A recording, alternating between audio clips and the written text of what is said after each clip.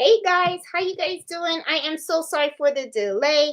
I got a last minute order, and as you can see, I have the embroidery machine behind me. I'm not going to start it during the live because I think that's rude. I want you guys to be able to hear me, but I do have it set up so that after our embroidery happy hour, I can finish this order and get it on its way. Okay, so hi, everybody. Just want to introduce myself to anyone that is new out there. I'm Jeanette from Boricua Sewing and Crafts, and welcome to Embroidery Happy Hour. This is usually how I run these lives every Friday. For those of you that are new and may not be familiar to my method of my madness, the first hour I will always touch on the topic, and then after the hour, I will go into the chat, answer any questions, say hi to everybody, and yeah, and just have fun with you guys the rest of the evening. So let's get down to it. Like I said, I'm really, really sorry. I was a couple of minutes late. I thought I had some time, but I guess I didn't. So I'm going to jump right into today's topic. Okay. So last week, one of the things that I did was I covered a topic called why some of the embroidery businesses don't really survive. Okay. And I talked about some of the mistakes and all that kind of stuff. It's a brand new year, right? It's 2025. So some of you guys may be thinking about maybe this is something that I want to jump into and I want to try it this year, right? I actually want to run an embroidery business from my home and I want to know how to start. What should I be thinking about? So I decided the second video of this year, I figured let me touch on this topic just in case there are people out there that are thinking about it. So I wanted to come out and talk about some of the things that you really should be considering if this is something that you want to do, just so that you can know if it's something that's right for you. Okay. So, just a little background on myself. I started embroidering a couple of years ago. I actually started doing it because I wanted to learn how to sew. I did buy a basic sewing machine, didn't even have the embroidery feature in it. And one of the things that I wanted to do is I just wanted to upgrade the machine. So, when I upgraded the machine, from a basic sewing machine, I got a combo machine, which was a sewing slash embroidery machine. So I ended up discovering the embroidery side of things, and I liked it. I really liked it. I thought it was fun. It was so creative. It was something that I really wanted to home in on. So from then, I eventually graduated to multi needle machines. I started then with a 6 needle, then I went over to a 10 needle. 10 needle is really my good spot. It's my, I really feel comfortable with 10 needles. So I ended up buying a second one. So I have multiple multi-needle machines at home. I also have a single needle machine. I did not get rid of my single needle machine, still use it to this day. And and I have two sewing machines. I have a Juki TL 2010 Q, as it's just my straight stitch machine. It's a semi commercial, and then I have my brother, which is sewing slash embroidery, and I have two serger machines. So, do I love my machines? Absolutely, love all of them. And I actually ended up growing my own in-home embroidery business, and it's really thriving. It's really, really doing well. And then I just started this channel just so that I can help other people that are kind of interested in going into this area as well. So let's start talking about some of the things that you really need to consider if you want to start an embroidery business. Okay. So I have about 9 things on here. And then I even have some things that I jotted down on the side. But I just want to talk to you guys a little bit just so that you guys can start your little brains thinking about, is this something that's right for me? And then it can kind of help you along. So that way at least you have a good idea of what are the things that you should be thinking about. Okay. So the first one, okay, which is something that a lot of people really don't think about, even myself, this is something that I considered as well, was space. Okay. A lot of times when you start sewing, right? When I just started with my basic sewing machine, it was just a little machine, right? It was a little machine. I sit it on a table. Some people do sewing from their dining room tables, regular office desk tables and stuff. All you need is a simple table, right? It's just a small, simple machine. Okay. So I started doing that. And then before you know it, you quickly start to run out of space, even with a small machine. The thing is that you really have to think about is all the other things that go along with this type of of this type of area, right? And embroidery is not just about having an embroidery machine in front of you, whether it's single needle or multi needle. Okay, whatever machine you choose, whether it's a flatbed or an embroidery machine with an arm, you're gonna need the space for the actual machine itself. Okay, but the thing is, sometimes people have to really think beyond that. It's not just the machine that you are working with that requires this space. You're going to have to deal with a lot of fabric. You're going to have to deal with cutting. You're going to have to deal with a lot of supplies, such as stabilizer and thread. So you're really going to have to take into consideration the space that you have in your current home and what you have to work with, right? Now, if you don't have a lot of space and you think, oh, I don't have a lot of space, I don't have like a big room or anything like that, does that mean you're out of the game? No, absolutely not. It just means that you just have to work with the space that you have available to you. And there are lots of ways for you to do that. Okay. There are so many different things that you can get to help maximize this space. Okay. Now, if those of you guys that have been watching me for quite some time know that I have mentioned a couple of happy hours ago that I have been renovating my sewing space. I have now occupied 2 rooms in my home. Next week, next Friday, I'm actually going to do a tour for you guys so that you guys can see my embroidery room and my sewing room. And you guys can get ideas from that as to how I organize the space. The bedrooms, it's just really 2 bedrooms. They're not really too huge. And I know that I am pretty fortunate that I do get 2 bedrooms out of the house, and some people don't have that. Some people have a very small space. But the thing is, when I show the tour, I will be able to share with you guys some of the things that I've invested in to help, cut down on the clutter and also try to maximize the space that I have. Okay. There's so many different ways you can do that. So don't think that because you have a limited amount of space, that it's not something that you can do. However, though, another thing regarding space that you need to consider is your living arrangement, right? And it depends on the machine that you're going to use. I have seen that sometimes people live in certain apartments, and sometimes the apartments, they probably live above someone, and maybe the floor space and stuff like that, makes a lot of noise. I've heard, I know, like my cousin, she lives in an apartment in New York City, and she talks about her neighbor that lives above her. She could always hear when the lady's walking, because I guess the lady likes to walk around in high heels and they have wooden floors. So when she walks, you can kind of hear the feet on the wood floor on the ceiling, right? So you have to be conscientious of that, but there are ways that you can minimize that. Like, for instance, getting floor mats and stuff like that. And I'll show you all of that when I show you guys I give you guys the tour next week and stuff. You guys will see all the stuff that I've done to try to minimize some of those things, okay? But space is really, really important. You have to know how you're going to store your items and even how you're going to put stuff in a certain way so that when you are working on your orders and stuff like that, you're not losing stuff. You want to make sure that when you fill those orders, you can fill them nicely and smoothly. You know exactly where everything is. Everything is in reachable. It's very reachable. You don't go around scrounging looking for things and stuff like that. So it's really, really, really important. Okay.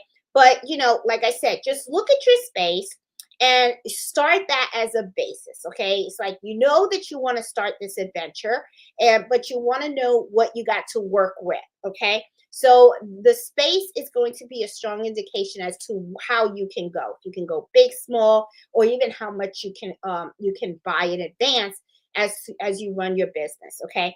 The second thing that I have on here is your budget. Okay.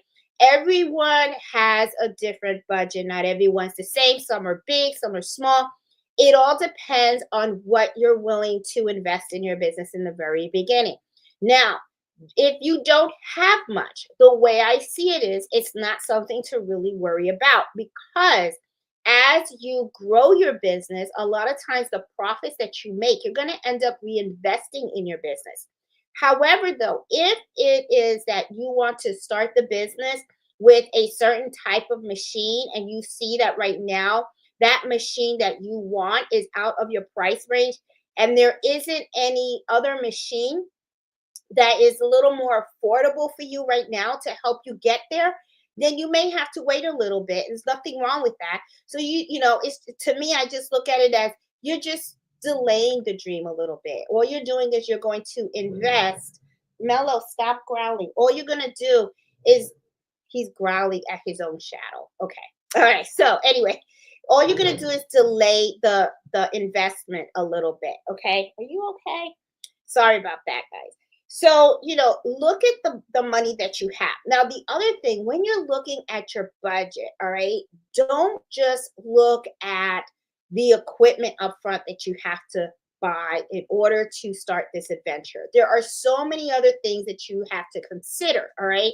For instance, you're going to have to consider supplies. You're going to have to consider your blanks. You're also going to have to consider some of your business processes, okay? How are you going to do your bookkeeping? Are you going to use software and stuff like that? There is just so many things that you really have to take account. A lot of times people think that, oh, I just have to budget for an actual machine. And that's not true. I mean, it is a big chunk of the money, but that's not the only thing that you're going to need. You need the stabilizer, you need your blanks, you need your threads. You might need software as well. You're going to need supplies such as needles and stuff like that. Now, do you have to buy everything at like big bulk value? No, you don't. Remember, you're just starting, right? So one box of needles will do you fine for at least a month or two, okay? One roll of tearaway stabilizer, one roll of cutaway stabilizer, no show mesh, common stabilizers that you're going to be using for the things that you do. You don't have to buy them in bulk. Now, do I buy them in bulk? Yes. But did I do that in the beginning? No, I did not. Okay. I used one box of embroidery thread. I went on Amazon and I bought the 63 colors of embroidery thread from Sim Thread, and I started with that. As you start to grow, you will start investing in other things. You don't have to take the whole world into your home at the same time, okay? It all gradually will grow. So just start with the basics, but look at your budget to see how far you can go, and then you can grow from there, all right? Now, the other thing that I really have strongly recommend people to do before you even consider or think about starting an embroidery business in your home is to look at your skill set, okay? A lot of times people think because they learned how to turn on the machine and they went and they did one design that they can just open the doors up for business. The embroidery business is not something that you can just jump into right away, okay? You may see other people do embroidery and you may see a lot of videos and all that kind of stuff and think it looks easy enough. But I will tell you this, there is a skill set that is involved in it. And a lot of times people don't talk about that. They just come on and they see these videos and they say, oh, this is how you do it. You just do this, this, this, this, this. There is so much more knowledge that goes into embroidery. And the thing is, you really have to make sure that you understand that. You understand the different types of fabric, different types of threads, different sizes of needles, and when to use what. A lot of that stuff really comes to you through experience, okay? So when you are starting an in-home embroidery business, make sure that before you offer a type of service in embroidery to customers, it's something that you have already mastered. What leaves your business is going to speak volumes about you and the skill sets and the services that you provide. You want to make sure that it's top notch. If it's not top notch, then you should not be offering that service at all. That means that what you should be doing is practicing until you have it perfect, okay? You want to be known as someone who can provide quality work, not someone that can provide mediocre work. That is going to really, really hurt your business. And at the same time, it can even go further than that. It can hurt your price structure because what happens is if you want to up your prices, you got to make sure that if you are asking for a certain dollar amount for your services, that it's got to be good quality, all right? Because what happens if you go ahead and you place an order and the embroidery doesn't come out good, chances are that as time goes on, people are going to start asking for discounted prices, and it's going to put you in a pretty bad spot. Because the thing is, you can't justify the prices if the quality isn't to par. So make sure that you have a good understanding about that. It affects so much, okay? So I mean, I am serious, guys. You know, those of you guys that watch me, you guys know I'm going to tell you how it is, okay? I'm not going to sugarcoat anything for you. And the one thing that I really find that a lot of people that try to get into this business and then all of a sudden they fail, and I even mentioned it last week when we're talking about why embroidery businesses sometimes don't survive. Really, it's because of the skill set. So now, do you have to be a perfectionist in everything in embroidery? No, you do not. I have a girlfriend who all she does is baby onesie. She loves applique. That is her thing. That's her specialty.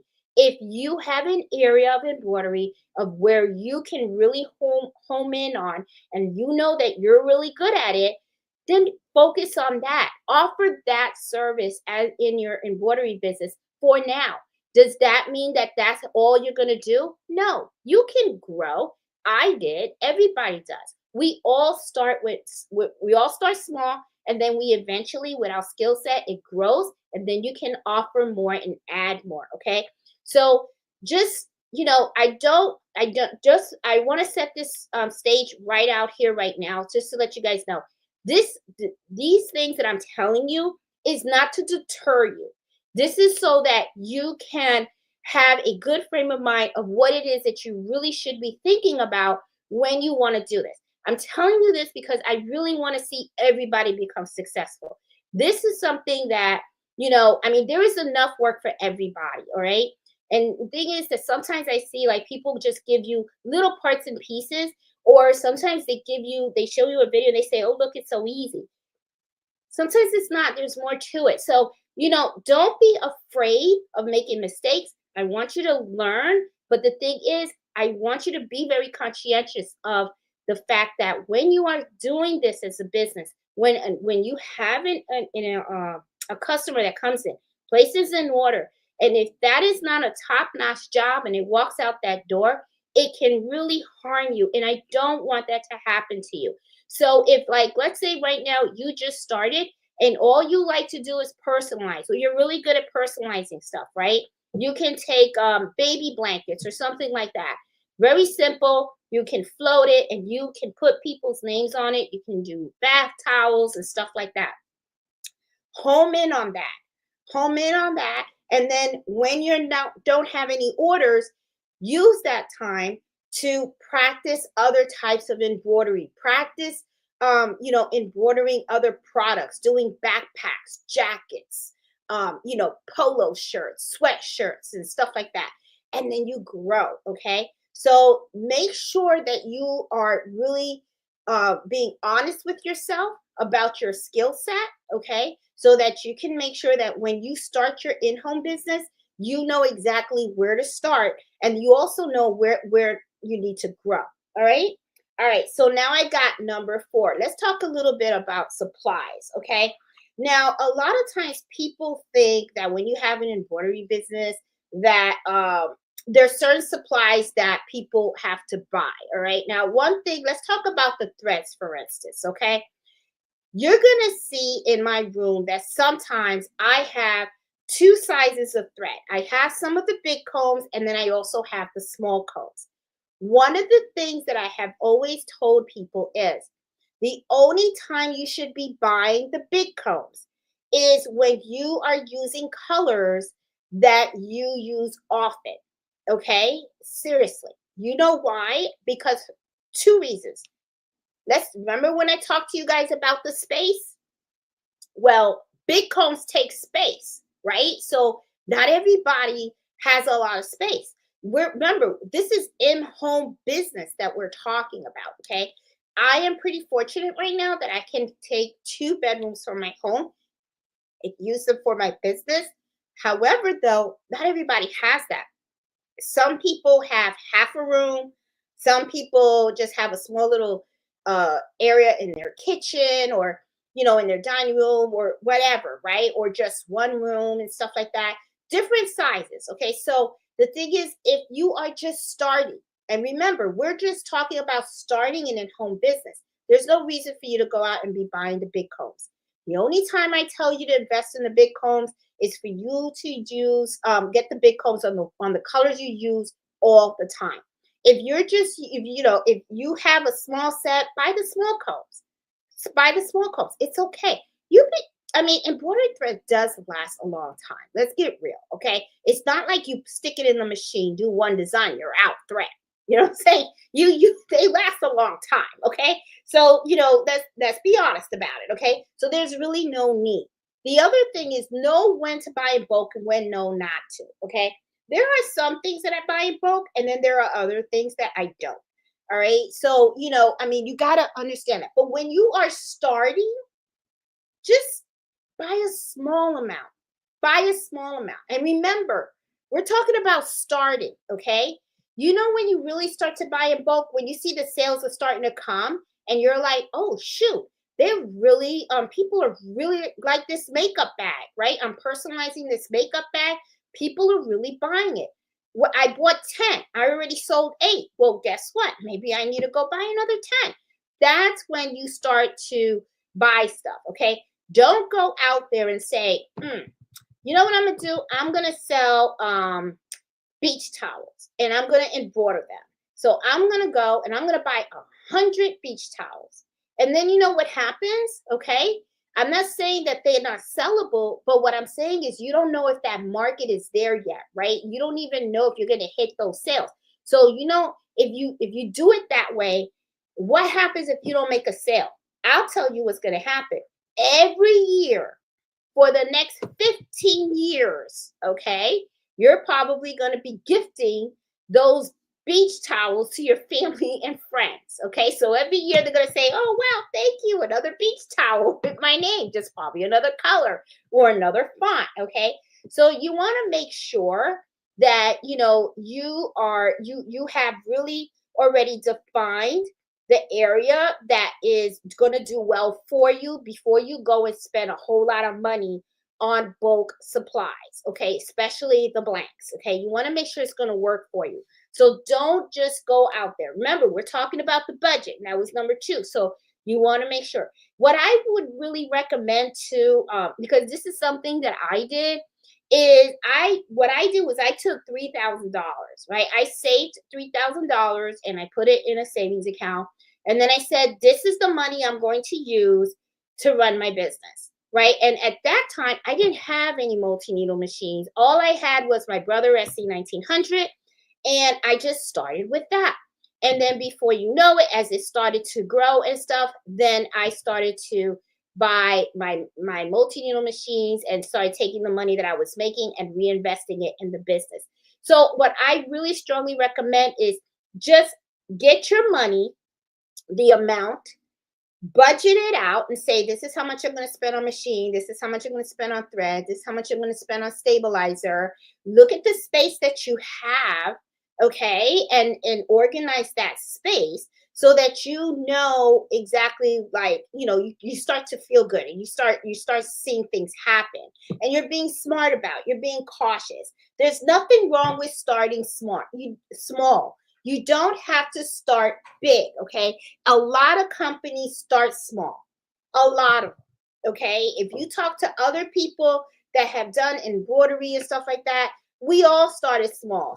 A lot of us even started with a small single needle machine, and that was enough. So, don't think that you have to go and get all these big embroidery machines and all these big combs in order for you to start the business. You don't. Remember, this is something you're doing from your home, okay? So you want to just take your little baby steps. And the other thing too is don't rush through this process. I'm telling you right now, don't rush. Just because somebody's racing and they ran over there, that doesn't mean you got to go. That doesn't, okay? Everybody does things in their own pace, okay? So this is all about you, okay? Not about them. So don't worry about what other people do. You watch and you learn from their mistakes and all that kind of stuff. But the thing is, do you? That's what, I know I got a little sidetracked, but it's just something that I really think is really important as well. Okay. The other thing too is when you are thinking about starting your business at home, think about your target customer base, okay? Who and your marketing strategy. Who do you want your customers to be? The world of embroidery can be so big. There are so many products and different types of things that you can offer with embroidery that you can end up literally going everywhere, okay? You can do garments for clothing, and then when you're talking about garments for clothing, you can even go more down in detail and stuff. Are you going to focus on babies? Are you going to focus on babies and kids? Are you going to focus on adults? Are you going to focus on women? You can focus on men. Hey, do you want to focus on pets? Okay, so there's so many different areas that you can really home in. So really, to be honest, I kind of tell people, what is your niche? What is it that you like doing? What do you enjoy embroidering, right? I've even seen some people become very successful in embroidery, and all they do is they make dog bandanas. They embroider dog bandanas. Okay, and they do very, very well with that. Okay, sometimes some people take um, pet clothing, they just put the person's name on it. I have seen people do dog leashes, personalized dog leash. So what they do is they just buy the dog leash, and people place an order, they'll go out, they'll buy the dog leash, they'll take the dog leash, and they'll embroider the dog's name and the phone number of the order of the owner. There's just so many different areas. So think about who it is, that you want to cater to. All right. Now, embroidery can get very large and it can get very big, right? But remember, we're talking about startup. So the thing is, you want to make sure you want to start small. So pick what is comfortable, and even more important, what is fun for you to do. And then once you start building that and you're really good at that, then you can go ahead and you can expand in other areas of embroidery. Okay. Now, let's talk about number 6, which is something that a lot of times people don't even talk to you about, but they really need to. Okay. Now, you're starting an embroidery business. It's all fun and good. You love embroidery, but let's be honest. We're talking about running an in-home embroidery business. And the key word is a business. Like it or not, there's going to be an administrative side on this. Okay. And there's going to be a huge learning curve on this. All right. I mean, my sister laughs at me because she studied business, right? So she knows about QuickBooks and, how to do the bookkeeping of a business and all that kind of stuff. I learned from the fly. Okay, that's not my stuff. My stuff is more statistical data, and computers and all that kind of stuff and everything. That's I'm doing analysis and all that kind of stuff, strategic planning. That's my cup of tea. Okay, but when it comes to an actual business, I really had a lot to learn. All right, you're gonna have to make sure you get your business license, and you gotta have to make sure that you know about the tax benefits of being a business owner. Okay. Just because your business is at home doesn't mean that you don't take advantage of some of the things that businesses can take advantage of. For instance, being exempt from sales tax when you're buying your supplies. However, though, knowing that, you also have to know that when you sell your stuff, you're responsible for collecting the sales tax and delivering it to your state as well. So, I am not an expert. I'll tell you right now, I'm not an expert on getting your license or anything like that. I know I have mine, but I got a lot of help to get mine. I have my sister helps me. When I don't piss her off, she helps me with my bookkeeping. But I will tell you, every time she goes into QuickBooks, I know she is just shaking her head, going, "That girl is a mess." Okay. One of the things that I strongly advise that you do is that you go and you make sure that you get a bank account strictly for the business. Okay, strictly for the business, which is really great to do, especially when we were talking about budget. When you know that this is something that you want to do, open up a separate account just for the business alone. Okay, it could just be a separate checking account, and it's just money that you use for the business and the business only. Okay. That way, you take your startup money, you put it in there, and when you're buying your machines and you're buying your supplies and you're collecting money from your sales and everything, it goes straight to that account only. Okay. You don't want to be mixing money and all that kind of stuff and everything like that. But that is like really to me the unsexy part of running a business. Will tell you this right now. I hate it. Okay. I really truly hate it. Hold on 1 minute. Um, okay. All right. Sorry. I had my phone was just going off, and I don't know if it was one of the subscribers or my sister or somebody trying to contact me. But anyway, it is one of the most, to me, the unpleasant side of running a business, honestly, because it's a lot of work. It is a lot of work, and it is not work that I like. And I got to tell you, sometimes I hate it so much that I kind of like talk myself into, oh, we'll just skip this Friday. We won't do any of the administrative work. Well, I'm gonna tell you right now, right here, I have all my receipts that I have to put into QuickBooks because this year my husband kind of told me we need to get an accountant to do our books for now on. This is just ridiculous. So I'm like, so I'm going to be spending this whole entire weekend catching up on putting in all my expenses and everything. And I have to make sure that everything is nice and neat so that when we meet with the accountant, I can tell them exactly how much money I brought in, how much money I spent in 2024 and all that kind of stuff. And it's like, ugh. So I will tell you, it is the unsexy side of running a business, whether it is in home or out, is the administrative side. And a lot of times people do is they just outsource this part. But I'm gonna tell you something, I can't really outsource much of it because if I do, then I'll probably be working for free. So eventually I'll probably get to that place. But we'll see. Okay. So, all right. So I talked a little bit about the bookkeeping, all right? And I also talked about registering your business. Make sure that you do that so that way you can make sure you can get your tax advantages and all that kind of stuff and everything.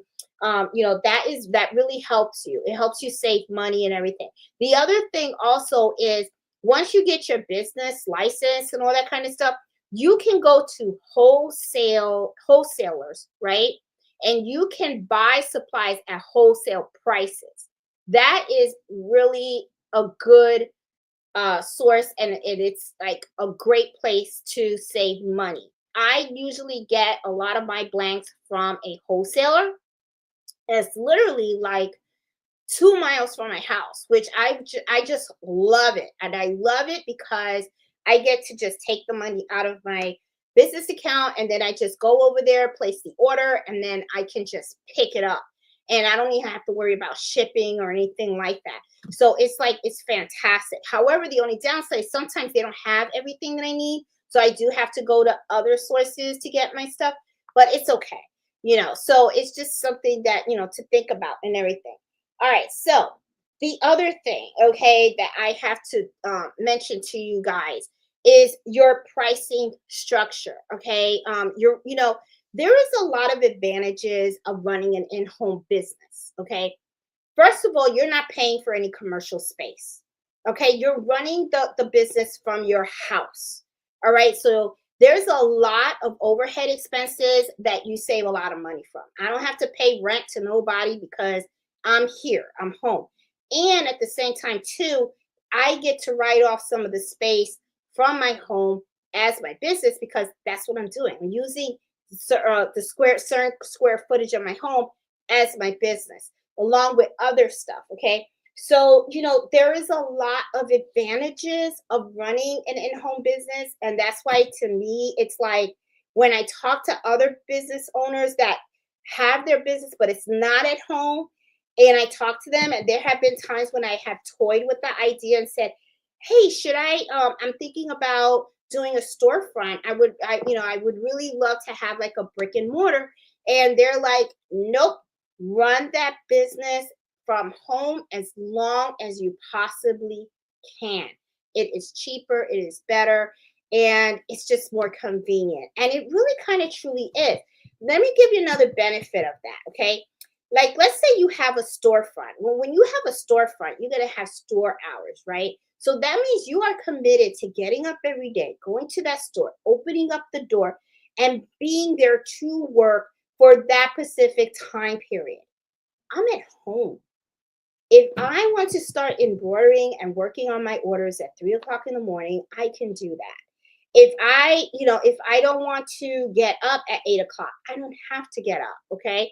The only time that I am really truly committed is when I have an appointment with a client. And I already know when when I'm gonna meet a client because I have my appointment book and I know exactly when they're coming and I am ready and prepared and it's awesome. I mean, I don't mind meeting them downstairs and having a conversation with them and fulfilling the order. I mean, it's like it's really really great. I mean, I just love it. I think that running an in-home business has is really great. I really do.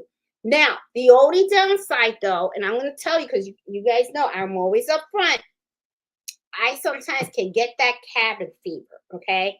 Where I feel like I'm stuck at home way too much. Okay? Because what happens is like right now I kind of telework, right? And I'm only going into the office like, just one day a week right now. I will tell you, I was at my old job, it was full-time telework. It drove me crazy. So I took this job at the new job that I'm at because they said you were going to go to the office 3 days a week, telework 2 days a week. So I was like, oh, that's fantastic. I was like, that's a good balance. Well, okay, now I'm fast forward, renovations, whatever. I'm only going in 1 day a week. So I'm kind of like, oh, okay. So, it's like at first you're okay with it. And I'm like, oh, I don't have to fight traffic. I don't have to do this and stuff. But it is nice to get out. So what ends up happening is sometimes I'm working full time at home and then it's like I go upstairs to where I have my sewing business and my embroidery business, and then I'm still at home. So what happens is it gets to the point where it's just too much at home. Now, don't get me wrong. I love my house. Okay. I work real hard for this house. Okay. So I mean, I want to enjoy every moment in it that I possibly can. But being in house at home too much can get a little overwhelming. So one of the things that I will recommend if this is something that you're doing, which I'm gonna tell you something, get a dog. I'm telling you, get a dog. Mellow makes me take my walks. Okay. And I'm gonna tell you, I enjoy them. So one of the things I always like to do is when the weather's really, when it's better, like right now it's like so super cold. And the last time me and Mello went out, he had to have his snow boots on, his coat with his scarf on, and I was all bundled up as well because it is cold out there. I'm in Virginia, I'm in Northern Virginia, and it's very, very cold. And it's supposed to snow again tonight. So I'm kind of like, whew, okay. So so when the weather is nice though, I will tell you this. I do take my breaks. I put my leash on Mellow, and I'm telling you, we go for our walks. Now, at one time I was rushing our walks because I would take Mellow out and we would walk around and stuff like that, and then I would be like, oh, I got to get back. But now, I decided I'm stopping that. I'm not doing that. I don't want to do that. I feel like I don't know what it is. I feel like 2025 is like a new Jeanette. I'm gonna be honest with you. 2023 was a really tough year for me. I lost a lot of friends. I lost my dad. I lost some family members.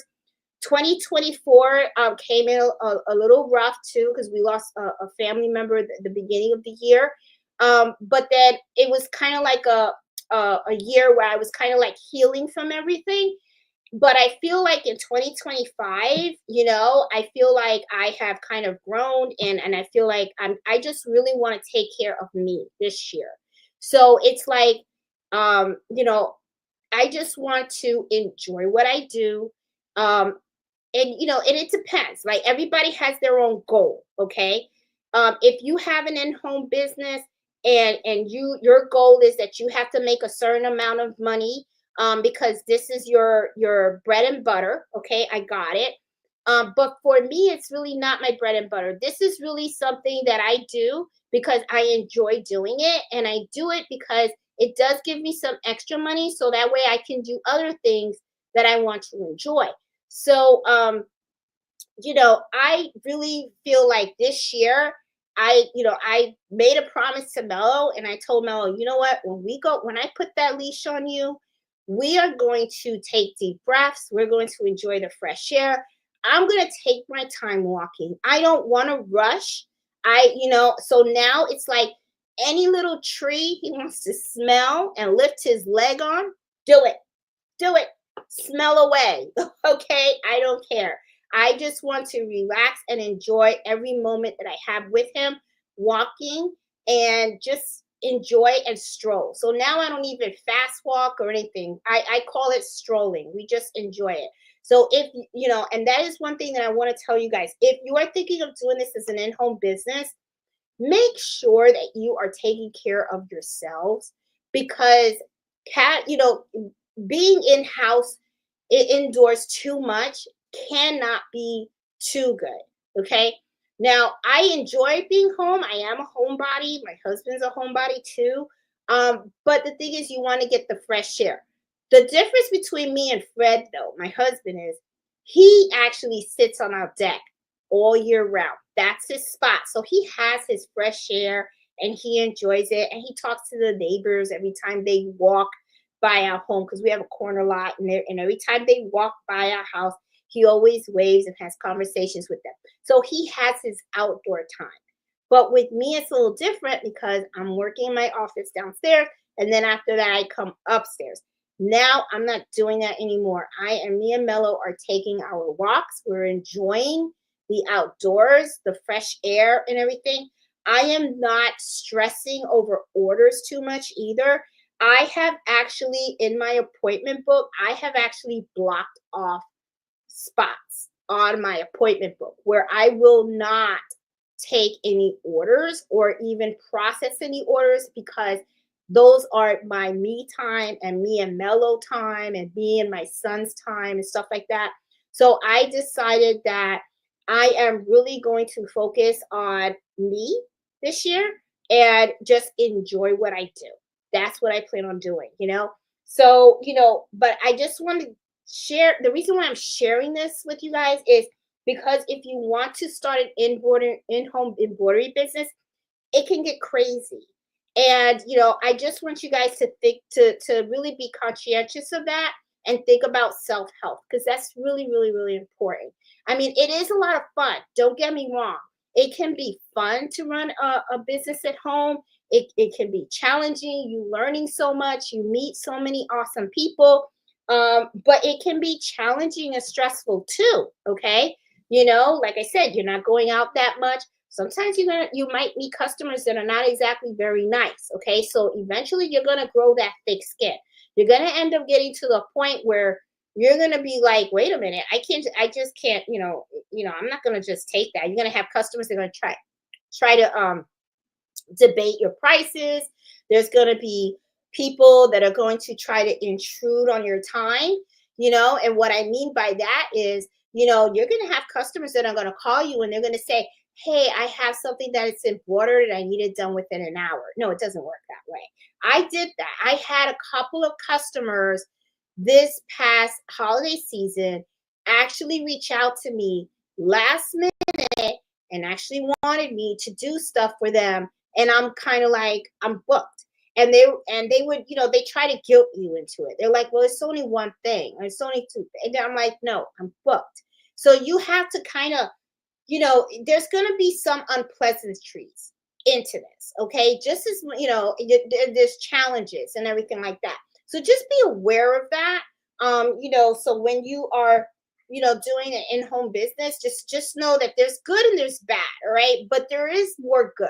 There really is. There's more good. And as for the bad, I'm going to tell you this. It really depends on how you are going to look at the situation and how you're going to absorb it. Okay. There may be times when something negative will happen. But what I always tell people is, even if something bad happens, try to look at the good thing. Okay. Like, for instance, mistakes. You guys, that have watched me for some time know that I tell people, you know, have I screwed up a couple of products? Absolutely, I have. But you know what? Mistakes are just as valuable as when you go ahead and embroider something and it's perfect. Because when you make a mistake, you learn a lesson from it. Okay. There have been times when I've used the wrong stabilizer on certain types of fabric, when I have used the wrong weight of thread, where I've used a 40 when I should have used a 60, or I've used the wrong needle size. But I would not have learned and become more skillful in what I do if I didn't have those mistakes happen. Okay. Because those are learning opportunities. So don't look at them so negatively and stuff like that. I know it's kind of easy for me to say, especially at the moment when you kind of like, looking at your embroidery work and you're pissed off and you're cursing and you're like, oh, damn, you're like, I can't believe this crap, whatever. And I know it's going to be hard, but at the end of the day, okay, after you have all those hard emotions and you kick the garbage can and all that kind of stuff and everything, look at it and ask yourself, what did I learn? And believe me, it's going to be okay. We all make the mistakes. If you think that people that have been in this business for a long time have never made a mistake, you are very wrong. I have seen a lot of people that have been in this business and they have made a lot of mistakes. There are seam rippers out there for a reason. Okay. There's a stitch eraser out there for a reason. Okay. It's because crap happens. And when it happens, we just have to fix it. Okay. And we learn from it. It's okay. All right. So let's see. What else do I have to talk about this? Okay. There was also other things that, when I was looking at other articles that were talking about how to start an embroidery business, what things you should consider. One of the things they were talking about is processes. And I have talked about that in the past in some of my embroidery happy hours when we started talking about embroidery business. So I was really pretty pretty, it felt good to see that some of the things that I have been talking about, some of these articles had. Like, for instance, decide how you want to fulfill your orders. And I was thinking to myself, oh my God, I've covered that with you guys, where, when I talked about when you're filling orders, think about the process, how you're going to obtain them, and also how you're going to fill them as well. Okay. How you're going to gather those requirements and all that kind of stuff. There's just so much. There is just so much to consider when you are doing an in-home embroidery business. A lot of times people get that machine and they're like, oh my God, this is going to be so much fun. And it is going to be fun. But the thing is, you have to really take everything into consideration before you take that big step. That way, you know exactly what you're getting into. You know exactly what you should be watching out for. I have so many embroidery happy hour videos where I do talk about the different aspects of running an embroidery business. So if you're new to this channel, I highly recommend that you actually look at those videos. I even did a couple of them where we talking about embroidery pricing. Okay, that is one way that a lot of embroidery businesses fail. And I am going to tell you this up front. You're the only one that really can decide how much you can charge for your embroidery services. Be very careful when you are asking others how much you should charge. And I'm going to tell you why. Not everyone's clientele is the same. Not everyone's cost of living in their area is the same. Some people live in areas that are very high cost of living. Some people have very low cost of living. So it depends on where you are. It also depends on the clientele that you're embroidering for. Okay. If you have clientele that really their salaries are below the medium income throughout the US, and it's very low income and stuff like that. Well, in those areas, I would kind of stay away from doing very fancy embroidery because people are not going to be able to pay you for your time for what you are doing. Okay. So you got to make sure that you are, pricing in your area correctly, okay, for the services that you're providing too. One of the things a lot of borderers do is they don't charge for their time, and that is such a huge mistake. I see it all the time. Oh, well, this is how much it costs per thousands of stitches. That is a very old way of pricing your embroidery items. Very, very, very old. You'd be surprised, okay? That is not the way to do it. I see it all the time when people come on Facebook or other groups and stuff like that, and they say, "Hey, this is what I did. How much would you charge?" I can't tell you how much to charge. There's just so many factors that have to go into that decision. So, that's the other thing too. Before you start an in-home business, look at what you are going to provide your customers, okay? And then start thinking about how you're going to be pricing those items. Is it going to be affordable for the people around you, your clientele? Okay. And I'm not saying that you have to be mega cheap, but and matter of fact, I'm going to be honest with you. If your prices are going to be so low, you might as well forget this journey. Let's just call it what it is. You're doing it as a hobby, okay? And you are going to embroider for people and just you're doing the service for free. Just call it what it is. Let's just be honest and upfront about it, okay? The thing is, you're having them pay for the materials, but you're not getting paid for your time.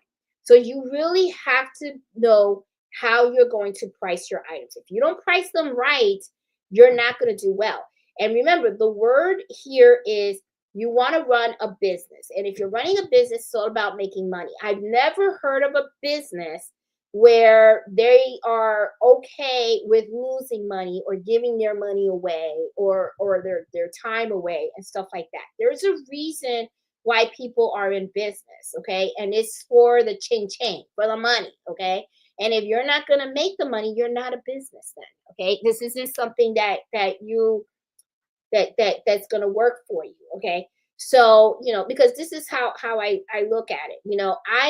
I do it for money, okay? Because that little bit of money that I make is what helps me to treat my family to other things, right? Because really soon, right, Mello? Especially for Mello, he loves his bones, right, Mello? You want to say hi? You want to say hi? Come on. No, you want to say hi? Okay, he wants to say hi, everybody. There he is. Oh, but you got to look up a little bit. I'm sorry, guys, because I'm at my desktop. Come here. Come here. You can say hi. There you go. Look, right there. Look right here. Look. Oh, you got to look up, Papa. There you go. There you go. Okay. Well, anyway. I'm talking to you guys from my iMac today. Not my MacBook because I forgot to plug it in. So this battery's kind of low. You can go, Papa, if you want to go.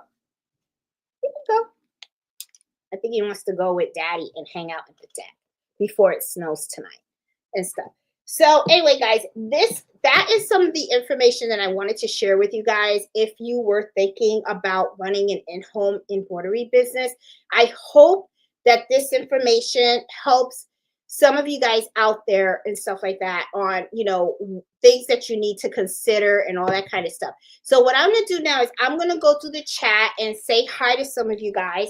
And answer any questions that you guys may have. All right. Let's see. I'm gonna go all the way up to the chat and say hi to some of you guys, and even answer any questions that you guys may have and stuff like that. Hey Peggy, how you doing? Oh, she is snowed in.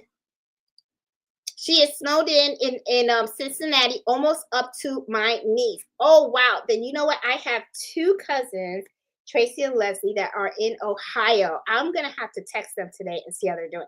I'm actually pretty jealous of you guys because in Virginia, we don't get that much snow. I love snow. I truly, truly love snow. I love watching it come down. And I think it looks so pretty. I really do. I think it's so pretty. Now, I got it. It's not ideal to be driving in it. It's not ideal to go walking in it and stuff like that. I got it. So we got a little snow blower and stuff. But look at him.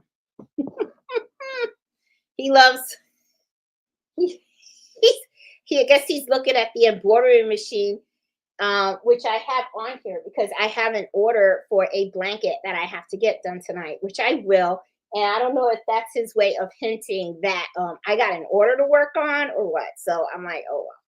Yes, Mello, I will get it done. Not a problem. So it's like he's staring at it. He's funny. This guy's funny. That's why I tell people, get a dog, get a dog. They're so cool. But yeah, so I'm pretty excited because this year we got snow, so I'm pretty happy. But hi Peggy, enjoy that snow. Hey Tina, how you doing? I see Baby Giant. Hey Maggie, 81, how you doing? Iris, Miss Max. Hey Bernardino, how you doing? Um, Oh, the snow is sticking over here in Daneville, Virginia. I don't know if it started snowing here. I have my blinds closed and stuff, but I know that when I am done with embroidery happy hour and I turn this machine on, I am going to run outside to see if I have my if I have snow and stuff. So yeah. Hey Marlene, how you doing? Hey Robin, hey Nancy, how are you? Hey Pearl, hey Becky, how you doing? Um, oh yes, the fires in California. It is devastating. It is. Um, totally agree. It's so sad. And it's funny too, and I think that's another reason why, like this year, I decided that it's just going to be me. And you know what I did also, just so you guys know, I got myself a bullet journal. Okay, and it's an AM PM twice a day journal, daily journal. And what I like about this journal is that it talks about when you wake up in the morning, what are your plans? What do you plan on doing? And then at the end, you kind of reflect as to what your accomplishments were and what you're grateful for and all that kind of stuff. So this is my journal for 2025, and I actually bought like a little special pen. It has like the different colors in it to match my journal. So my whole thing is to really take care of me this year. So I mean, I'm just so focused in making sure that I'm okay, because I feel like the last couple of years I have been really, really stressful. Um, and I want to, I need to slow it down a little bit. So yeah. So and then thinking about the California fires, sometimes you have to really like reflect and think about what's really important in life and stuff like that. So yeah, but I hope everything turns out okay for a lot of them, because I know a lot of those folks out there are going to have to start over, and I know that cannot be easy. That really cannot be easy. Hey Angela and Stitches, how you doing? Hey Kathy. Hey B Beerman, how are you? Hey Terry. Hey McFake, how are you? Hey Eartha, I see Kathleen, Deborah. Hey Beth. Hey McCoy, how are you? I see Marcia, Teresa, how you doing? Um, hey Miss Shirley, how are you? Um, oh, my sister Nancy, how are you? How you doing? Um, and yeah, everybody is staying nice and warm. I will tell you, it's very, very cold. It is really, really cold in Virginia. I will tell you, really, really cold. My sister gifted me hats and scarves, and I will tell you, they are getting good use this year for sure. Because it is really hot out there. Um, let's see. Let's see. Hey, embroidery homeschool mom, how are you doing? I wonder how the weather is in Massachusetts. I know it has to be cold for you as well. I know. I see you're in Massachusetts. I know my cousin is in New York City, and she also talked about how cold it is up there as well. Yeah, so I can only imagine it's probably cold for you and stuff. Let's see. Marlene says she moved into another home, and I need a guest room. And my hubby was using it for his office. New house had a formal dining room, which became my craft room. Yeah, space is so important when you are running your little business and stuff. Um, hey Emma, how are you? Let's see, let's see. Hey Jenny, how you doing? Hey Pretty Eyes, how are you? I always think about you, Pretty Eyes, because I know you live so close to I think where my mom lives and stuff. One of these days when I go to Florida, we're gonna have to catch up. We're gonna have to meet up. I would love to meet you. Um, maybe we can meet at a fabric store or something. That's what I did with Iris and stuff and everything. Maybe we can all have lunch or something. I don't know. We'll figure it out and stuff. Let me see. Let's see. Let's see. Who else is here? Hey, Jackie. I see Jackie out here. Jenny, I think I did say hi to you. Um, let's see. Let's see. Let's see. Okay, my sewing walls go up straight to about 50 inches and then they slant inward like a roof, like in an attic. Oh, those are pretty. Those are, I kind of like it when it goes like that. That is pretty. Can't store anything on walls that slant inwards like a roof, but I'm grateful for what I have. Yeah, that could be a little difficult. Yeah. Mm. Yeah, I see what you mean because when it goes like that, it's like what you yeah. Unless you could get like some custom shelving done where the shelf can kind of like sit on that slanted wall and stuff like that, that would get kind of expensive too because then you're asking for customization and stuff. But yeah, I agree, Rita. That could be kind of tricky to do. Um, let's see. Hey, Miss Hemmons, how are you? Hey, Allison, how are you? Okay, a question. Baby lock, EMP6 and PR620. Both brother machines, 6 needles. Both on both, I do save the pattern, but when I look back at that pattern, I have to enter the thin thread pattern again and why. I'm not familiar with either of those machines. Baby Giant, I think if you post that question on the Facebook group, maybe someone might know the answer to that. I have a PR670E and I also have the brother PR1055.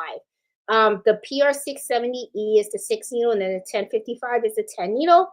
From and I'm not familiar with the EMP6. The PR620 I know is it's a later version of the 670E that I have. But I'm not familiar with the EMP6. And it says you save on both. You save the pattern, but when I look back, but when I go back to that pattern, I have to enter the pattern again. Why? You saved it. Okay, I see what you're saying. When you actually save the pattern to the machine, it's not saving the thread colors.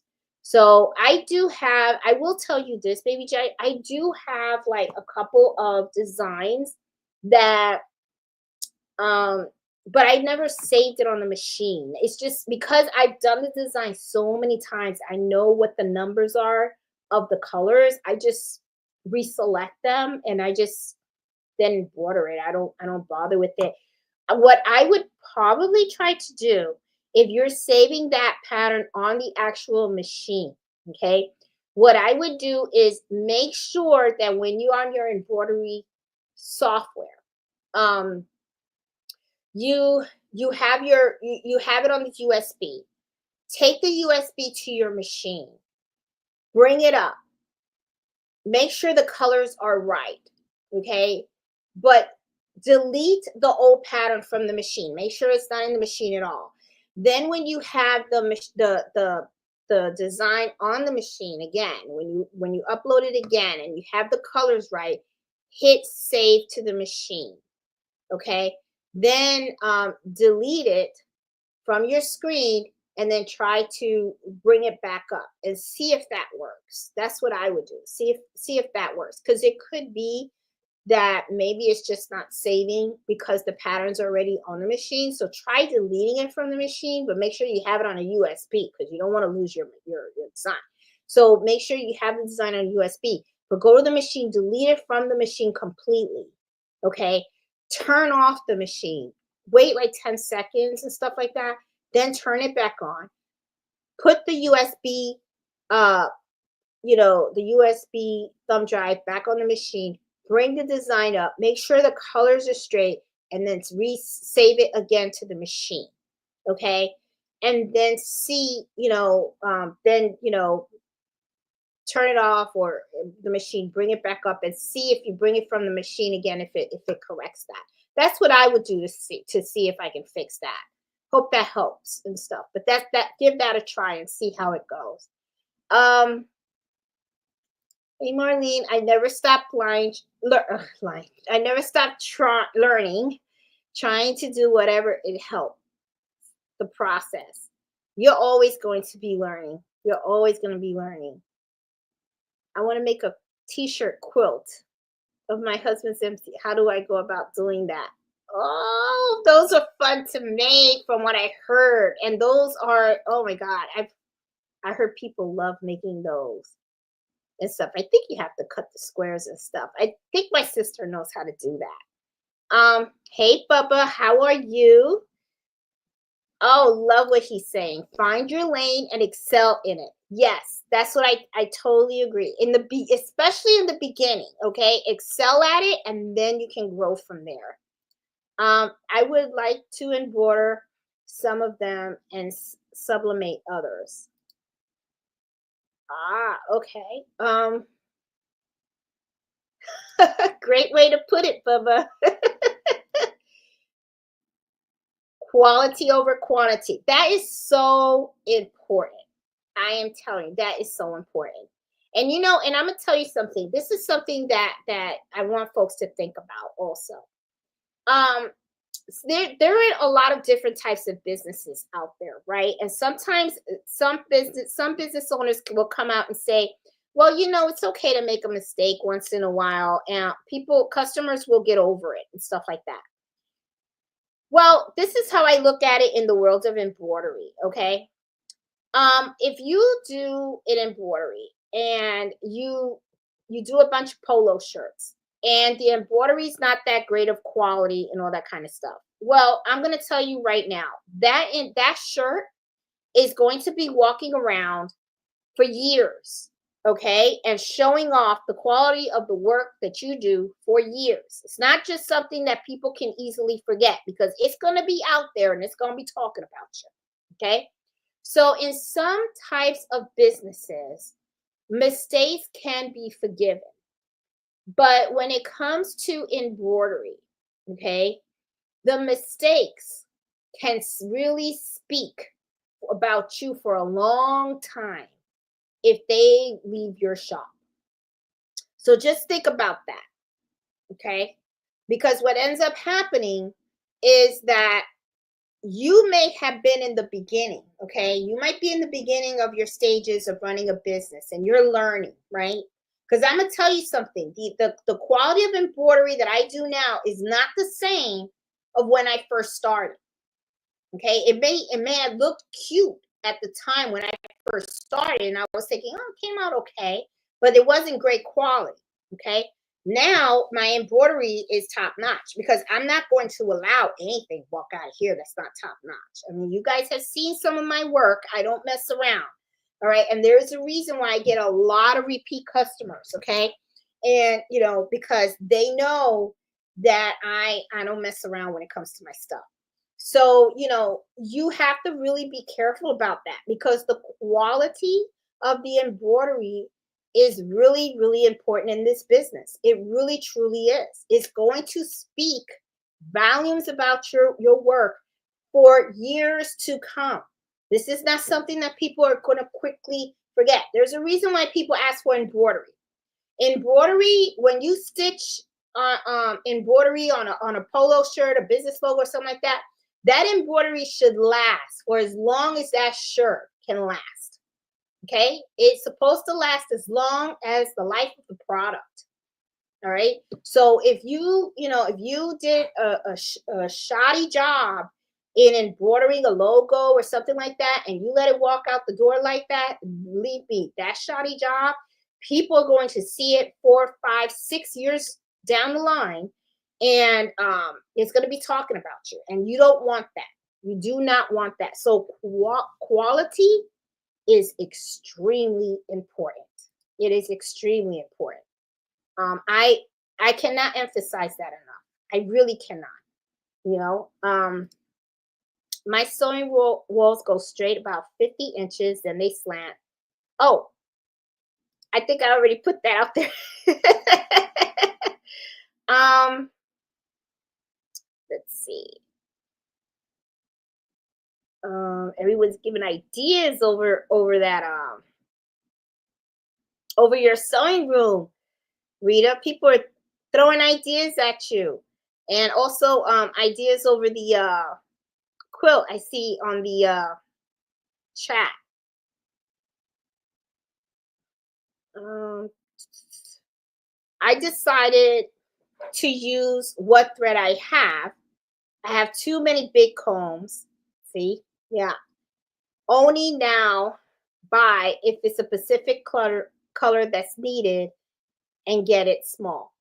Yeah, I do. I have mostly, I have a mixture. I have, now that I'm looking around, I do have a mixture, but I do have more small combs than big combs.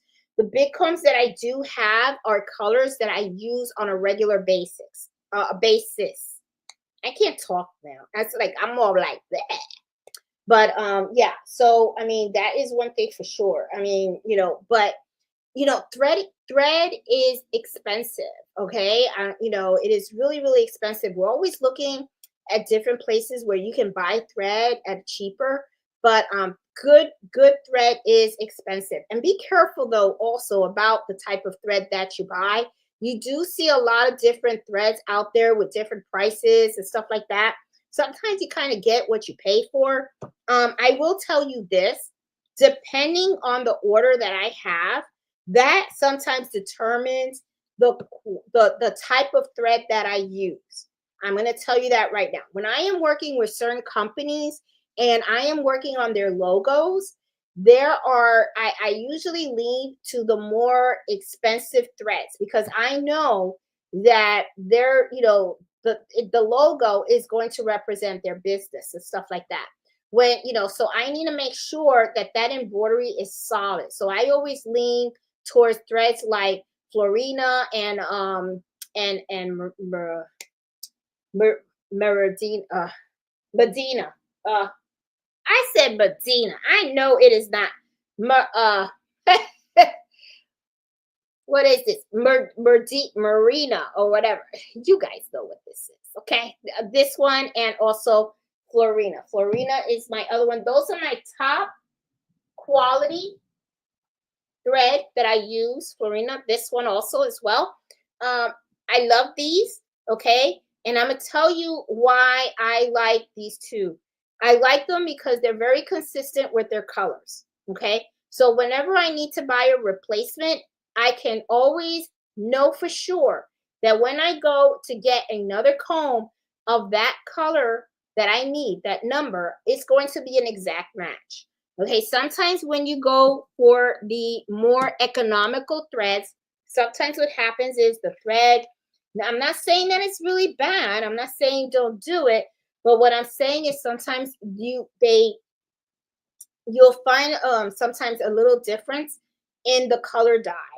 And sometimes the thread really is not of great quality. So when it comes to certain orders where it's like maybe somebody just wants their name added to a backpack, or so maybe somebody just wants an initial on a pouch or something simple like that. So it depends on the product, right? Sometimes I can turn to those more cheaper threads, and then I'll use those cheaper threads for that, and then I use my expensive threads for some other types of orders and stuff like that. So be price conscientious also of the supplies that you get, not just and then not just look at the price, also look at the quality of the price, because the thing is, like I was just saying, right? Quality matters. And you could be very good at embroidery, but if you don't have the right materials to embroider, like if you're not using the right quality thread, the right weight thread, the right size needle, your embroidery design may not come out as good. Okay? And if you don't believe me, Do a test and you'll see. Do a test. Take an embroidery design, use cheap thread, and then use the good solid thread. Put them side by side, and trust me, you'll see a big difference. You really will. You'll see the difference, okay? Or at least for me, I see the difference. All right. Now the thing is also is sometimes you can get away with it because customers sometimes they don't know, right? They don't know what type of brand thread you're using or anything. All they're looking at is color, right? They just want their name in a certain color or their logo and stuff like that. But the thing is, I look at long term. Sometimes you got to be careful also because there is something called color bleed. All right. And those sometimes happen in the inexpensive brands. So, be conscientious of that. And when I'm talking about color bleed, is sometimes you can have like a thread that's a color deep red, and then you embroider it, you embroider like red letters on a white, on top of white thread, and then you wash it, and then all of a sudden you see that the red dye of that thread just kind of like bled over to the white portion of the embroidery. That's not good. That's not good. It has happened. So, just be conscientious of that. So that's why I'm saying that's something that you learn with experience too. You know what I'm saying? So just be conscientious of that, but yeah, threat, you really got to know what to buy and how and stuff. I bought the candle thread after watching your video. It works great and the price is right. I've used that. Yeah, that is part. I use the candle thread as well, Bubba. I use them more on I like them. They have the color chart. I will tell you this about them. They do have a lot, but they're more on the matted side of things, or at least the ones that I've had. Most of their colors are on the matted. So if I have a design that requires some kind of shine to it, okay, then that's when I go and I select the Florina, because these have they're kind of shiny, okay, but the candle thread is more on the matted side, and those are good threads as well too, and I like them, and they have a variety of colors. Oh no, that's not it. Let's see. It's right here. I have all my color charts all in here. Okay. So, yeah, because so yeah, this is candle thread. And they have a lot of colors. This is just one of their color charts. They have more. They have a variety of colors. They're just as good. Yeah, I like them. I have several of their color charts. They sent me a lot of them. And some of these color charts are huge, so it's like, it's really good. But the one thing though is what I didn't really care for, and I haven't ordered from them in a while, so they could have changed, okay? They were inexpensive, but there was something, I think, and Bubba, I don't know if it's still true, but I know back then it was like you had to order a certain amount to get like free shipping or something like that. So I don't know if that is still true. I haven't ordered because I haven't really needed thread in quite some time. But yeah, they are really, really good. And then I love my Madeira thread, and I love their color charts. I kind of wish that candle thread did their color charts similar to Madeira. I kind of like this color chart that's kind of like small, compact. I feel like this is easy for me to carry with me when I'm talking with customers, which is probably another reason why sometimes I use more of the Madeira than candle, because when I meet with a customer, even though I know that it's kind of big, and yeah, and this is the thing too, with the candle. With candle thread, all I have to do is order thread. With the Madeira thread, I think I finally said it right. With the Madeira thread, I get them from All Stitch, And the thing is, with all stitch, I'm not just buying the thread. I can also buy needles and all the stuff that I need. So, it kind of helps with the cost of the shipping. So I will have to relook at their website and see, because I could be wrong. They could probably have done better. But I think at one time I was like, okay, it's not. I think there was something going on with the shipping at the time when I went to try to reorder and stuff. And then I said, okay, but I did order lot from them. And the thing is, I am now at a point where this year for 2025, okay, I am going to try to run this embroidery business as is. What I mean by that is I am going to minimize my new purchases for the business. Okay, I am determined to use all the supplies that I can possibly use for the business as is and see what I can run. And then I'm going to document throughout this year what supplies I did have to buy. Okay, now I do know that blanks have already, I had to repurchase blanks this year, but as for threads, needles, haven't had to buy them so far. Bobbins didn't have to buy them so far. I'm not buying any more hoops. I'm going to stick with the hoops that I have. I'm not buying any more machines, even though I do plan on buying 2 more, but not this year. I am going to, try to run this business as is to see if I can up the profitability of it.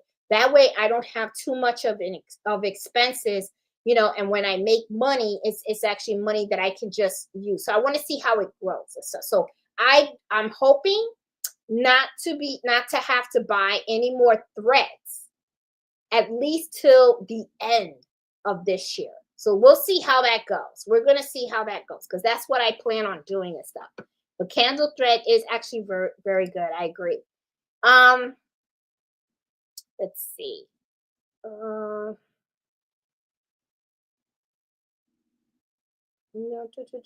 going down. I'm looking. Um, Lesson learned about blanks. No longer buying in large amount, only need what is needed. Yes. The only time, and I agree with you, Marlene, the only time you should really be investing in large amounts of blanks is when you have the value. Okay. When you see that you have the value, which is why I tell people buying blanks is very tricky. You can't offer customers everything under the sun. If you do that, you're going to go broke real fast. I'll give you an example of that. Clothing. Let's talk about clothes, okay? A lot of times people like to buy sweatshirts, t-shirts, and stuff like that, right? Well, sweatshirts, t-shirts, clothing, they can come in so many different sizes. They come in so many different colors. When you offer more than one color, it can quickly get out of hand. And then what ends up happening is you want to be able to fill these orders quickly. But if you don't have, like, let's say red sweatshirts, right? I have about, let's say I buy 20 red sweatshirts, 20 blue sweatshirts, 20 white sweatshirts, 20 black sweatshirts. Now I get an order in and the person says, I want a purple sweatshirt. Well, okay, so now I go and I buy 10 purple sweatshirts. I sold one. Well, now I'm stuck with 9. Okay. And I'm hoping that 9 more people will come and say, hey, I want 9 sweatshirts. I mean, purple sweatshirts. I need another purple sweatshirt. It can easily get out of hand. And then, you have a house full of blanks that aren't going anywhere. And the thing is, what's going to get depressing is when you look at these blanks, what's gonna go through your mind is how much you pay for each of those shirts out of your own pocket because you haven't sold them yet. Okay, you haven't sold them yet. So this money came out of your pocket. All right, which is why with me, like a lot of times, I do have customers that come out and they tell me, hey, do you have the kitchen towel in black? Do you have the kitchen towel in blue or red? No, I 2 basic colors: ivory, white. That's it. Okay, now could I go out and buy blank, black towels and purple towels and red towels and blue towels? Yeah, I can. I mean, they're available, but no, I'm not going to do it. I'm not going to do it. Two basic colors work for me, and that's all I'm doing. And I do the same thing with the dinner napkins. Okay. I am very, you got to be careful with that. It can get so out of hand. And then before you know it, you spend a big bulk of your budget on blanks that are going nowhere. Okay. So be very careful with that. Um, I'm going to switch to the TV so I can continue my project and listen. Yeah, and if you guys don't know, this is my sister, and that's her channel. Her YouTube channel is Gifts HQ. She does crafternoons on Saturdays at noon. So I hope you guys can join her. She's in Eastern Standard Time and stuff, and she's into quilting, knitting, sewing, and all that kind of stuff. She does embroidery also and everything. So if you guys have any time tomorrow at 12 o'clock, you should check her out. Her channel is a lot of fun. It really is. Yes, don't forget the license fee before you do anything. Yes. There's a lot of things. Yep. And yeah, there's a lot of things. And this is something that I really do recommend that people do.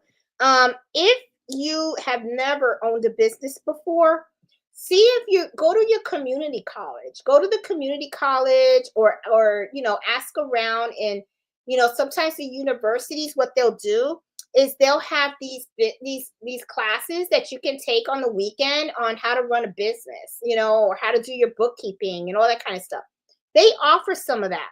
Another thing you can also do is you can you know ask to see if they have like little groups where business owners meet together monthly and stuff like that and talk about their businesses and everything. That's another thing that's really cool to do. So I would recommend doing that as well so that you can learn and everything, because there's just so much to learn. It really is. It's a lot.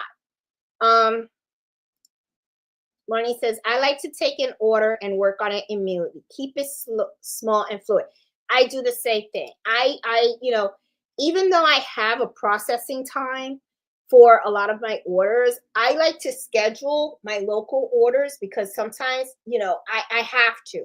My local orders are usually bulk orders. Okay. Like I already have scheduled two customers that will be dropping off bulk orders for this weekend for me to process. Okay. And I have them penciled in.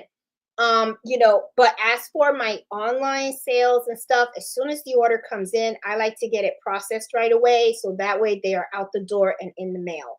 I usually don't like to just wait the last minute. Some people are different. Some people say, you know what, I'm only going to process orders every 2 or 3 days.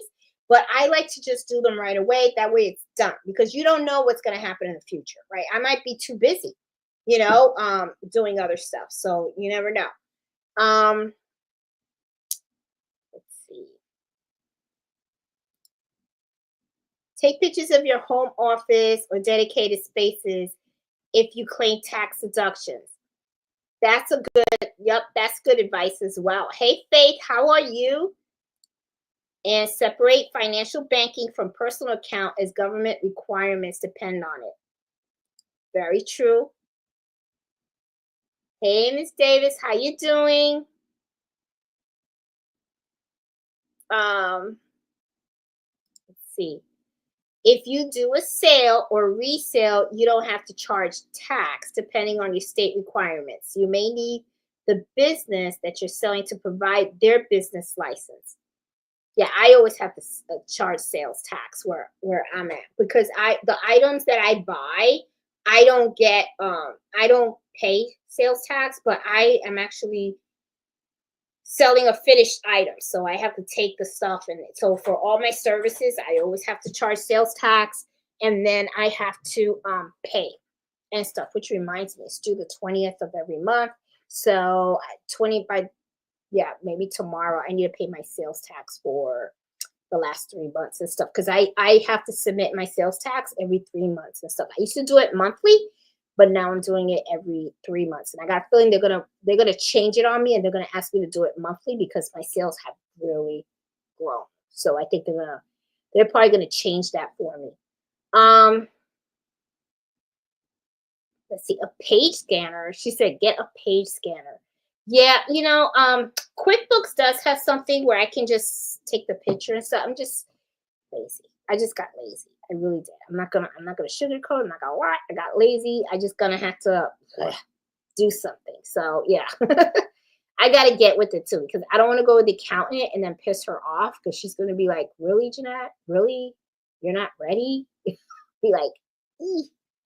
um, register your business, then federal to get the N number. Yep, got that for your business, and then use that to purchase wholesale. Yep, that's what I do. Yep. Hey, McFake, how are you? Hey, Black Doll Shelby, how are you? I work from home and I've already been written up 3 times this year for being late. Oh no. Oh. I'm telling you, it's not easy. It's not easy. But if you can do it. I have been hearing about filling out some type of form if you have a business. Is it true? I heard that if you don't submit the form, you have to pay a penalty. Yes. It's you have to make sure that your LLC has a beneficiary. And I think I posted that. I think I talked about that at one of the happy hours in December. McFaith. It's like you do have to register it, and it's I think the federal crime thing. God, I did it really fast. I did it months ago and stuff because I didn't want to get caught up in that. But yeah, but when you apply for your LLC and stuff like that, I'm sure you should or they should tell you about that. But you have like a certain amount of time to register it and stuff like that. Yeah. Let's see.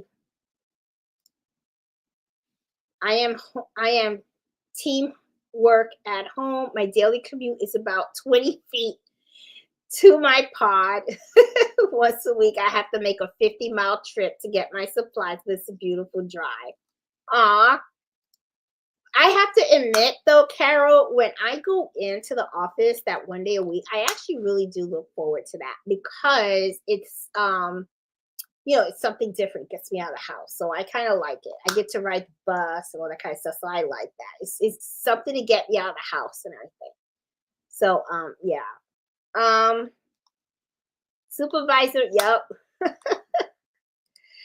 Loving this live. I'm a homebody business, full-time massage from home and starting embroidery too with my BI 15 needle. Enjoying your video. Oh, thank you, Christy. Thank you. Good luck. Good luck with your business. That's pretty cool. You do the massages from home and now you're gonna do embroidery, which is pretty cool. And Christy, I don't know if you know Ozzy Perez. He is part of our Facebook group and he also has been doing that. He himself also does the same exact thing that you're doing right now, which is he has a massage business. He gives massages, but I don't know if he does it from his home or not, or I don't know if he goes out and sees his clients. But then he also does the embroidery business at home too. But he's part of our Facebook group and stuff. But same thing, same thing. Let's see. Mistakes are costly and demoralizing, but you learn from them. It is, and you know what? Sometimes, Miss Max, I always say sometimes mistakes can humble you a little bit because there have been times when my head got a little bit too big because I thought I knew it all, okay, and then bang, and I'm like, wow. So sometimes mistakes can kind of like bring you down to reality and say, okay, Jeanette, you're not superwoman. You don't know everything. And sometimes you make boo-boos. So, get over it, you still got some learning to do. So, hey, Kim, how are you? How you doing? I like that. Focus on me here. That's something I need to learn how to do. I do. I want to focus. You know what? Yep. That's what I'm right. Focus on me here. I'm adapting it too. I do. Self-care. I do. And I have to. And I'm gonna tell you guys why. when I started this journey, right? I'm not, and I don't want to say that I regret or anything like that, but it was kind of challenging. I never, I just started doing embroidery. I liked it a lot and everything. And then I said, oh my God, I want to open up my own business. And then I started the business. There was so much to learn. And then it was like I was taking orders and it was chaotic. It was like so chaotic. It's like I didn't have time to breathe. If you look at some of my old videos, you hear me talk about it. It's like I only got 1 hour sleep last night and I had to go to work. Then I had to come home. Then I had to do the embroidery hours. And I was not just doing online orders. I was doing local orders. I was working on bulk orders. I was exhausted. And it was because I wasn't telling people no. It was like, hey, I want to place an order. Okay. Oh, I need it by tomorrow. Okay. Oh, I need it can I pick it up in 2 hours? Okay. So everything was okay. But at the end of the day, I wasn't even thinking about how it was affecting me. And I was just really getting exhausted. So what ends up happening is very quickly, my solution all the time was I need another machine. I need another machine, right?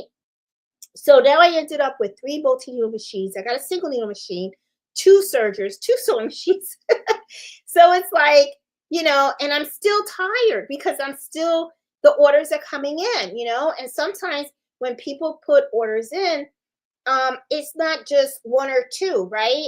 I have bulk orders. I've had people come to me with 50 items, 100 items. My biggest order was 200.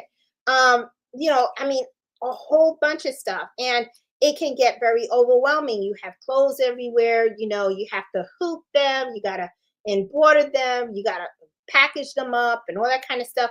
And then, if you're working on a bulk order, that's really just one order. Then you have the other orders, the single orders. So it got to the point where I was like totally exhausted. I don't want to say I wasn't happy because I was doing what I liked doing, but it got too much.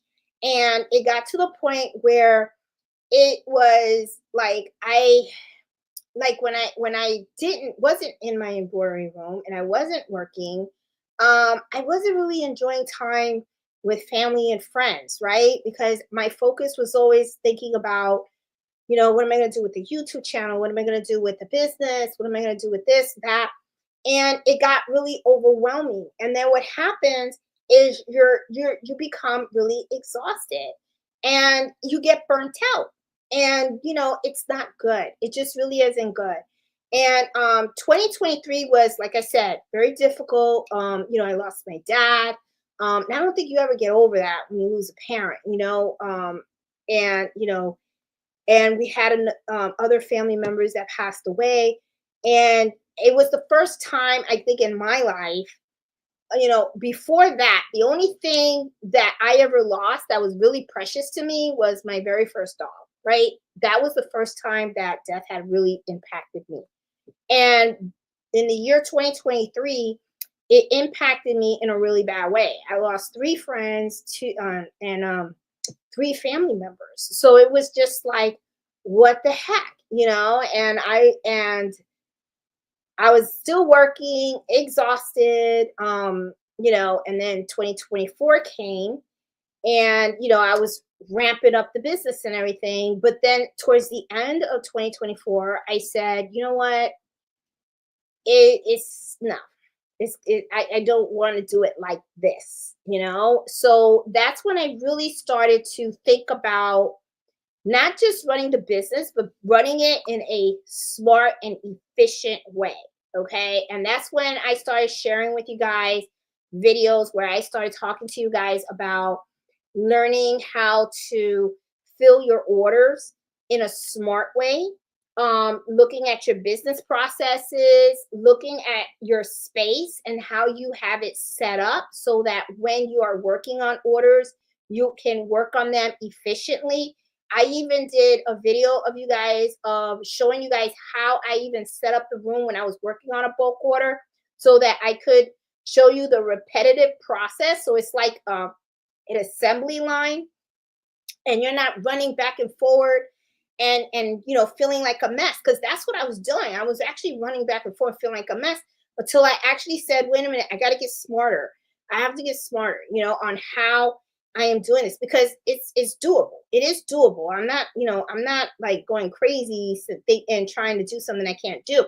I just had to make sure that I understood how I was going to fill the order and how I was going to make the most efficient, way of my time while I was doing it. Okay.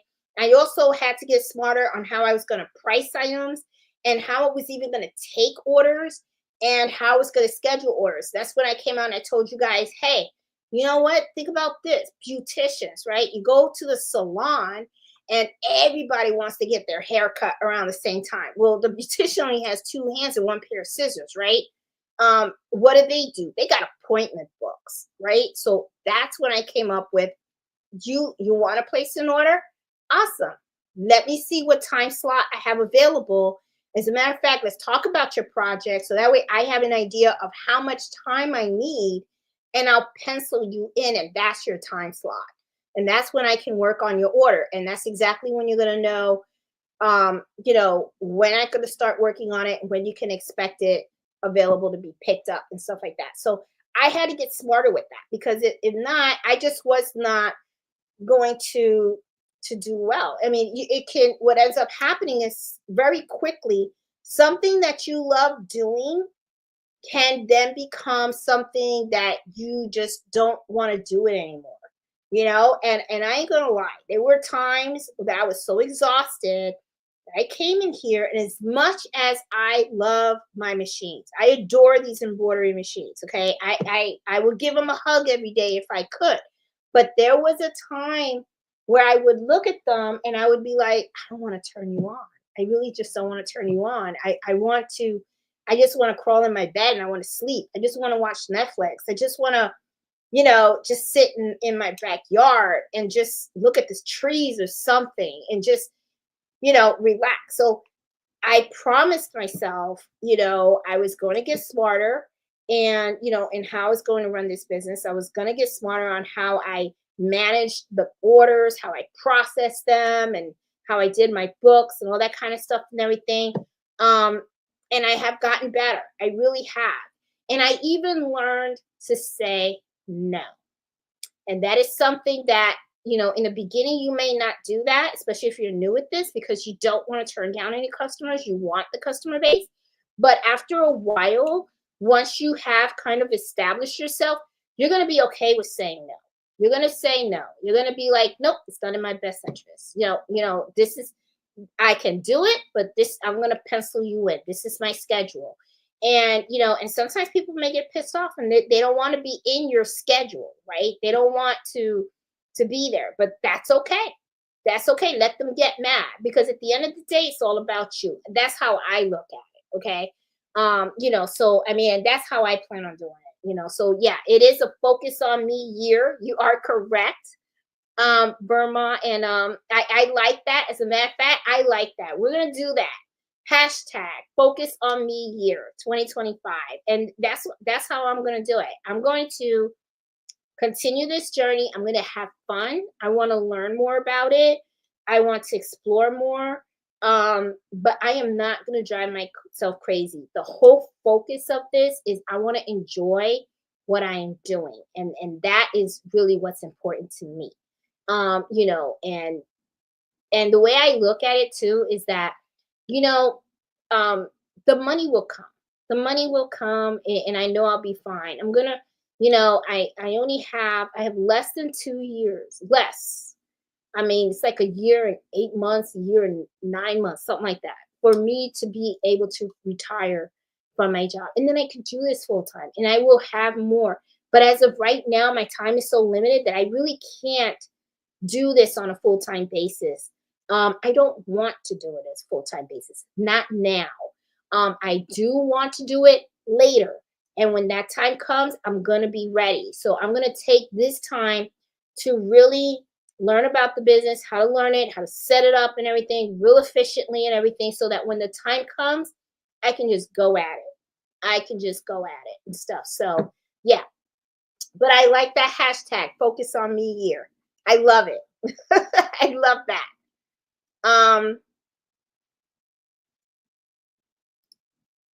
surprising how many buoys are trying, newbies are trying to run business out of the gate. Yeah, there is a lot of people that are new, and and this is the thing also. Since you mentioned that, Miss Berman, you know, one of the things that I noticed was my friend Liliana, and I think you guys have heard me talk about her um lots of times. She's been in this business for over 25 years. She's been doing embroidery for a very, very, very long time. And one of the things that she shared in one of her videos is that she does end up getting a lot of customers that come to her with orders that embroidery orders that they have ordered from someone that just started new, and they went with them because their prices were low. Well, chances are they didn't know how to price the items correctly, but then what ends up happening is when they got their products, it wasn't what they expected. So they take it to Liliana. They say, hey, can you undo the embroidery and redo the embroidery? And sometimes, Liliana has to create patches to put over the embroidery that the person had did before, or she has to charge them extra so that she can undo all that stitches and then restitch. So it's really, really important to do quality work, guys, because trust me, if they have to take that and they have to take it to somewhere else to get it redone, they're never gonna forget that was the quality that they got. So, yeah, it's you got to really know what you're doing. Learning the basics is essential first. Yeah, but it's not just learning the basics though. It's actually applying it and excelling at it, and then learning other stuff too. Just because you know how to hit that start button doesn't mean that you're an expert. Okay. Um, you must have your minimum cost and the price according. Yes, I have a minimum cost. And also another thing too, things are going up. Make sure your minimum cost is going up too. Okay. Inflation's up there, the cost of thread went up, stabilizer and everything. So make sure that your pricing is correct. Okay. Um, hey Beth, this episode is perfect. Thank you, Jeanette. Applied for a small business. Hubby didn't want me to buy the Craigslist machine. Okay, red flags may have been stolen. Aw, we'll get a second one in the right time. It'll all come in time. Yes. Yes, it will. Yes. Don't rush anything. Berman, correct. I truly wish I had linked on to Jeanette before I started. She gives such good advice. Thanks, Miss Max. I appreciate that you guys like the advice that I tell, that I share with you guys. Ask yourself on everything you sell, would you pay for this? That's a good one. That's good. Yep. Would do you consider that fair? And this is the other thing that I do too, because I do that as well. How I come on and say how I don't negotiate my prices. The reason why I don't negotiate them is because to me, when I price something, I make sure it's fair. It's fair to the customer and it's fair to me. Okay. I don't want my customers to feel like I'm trying to rob their wallet. That's not what I'm about. Okay. I want them to know that they're going to get a good quality product at a very fair price. But at the same time, I want to make sure I'm getting paid for my service. Okay. I don't need to overprice. All right. I'm not selling Gucci. I'm not selling Louis Vuitton or anything like that.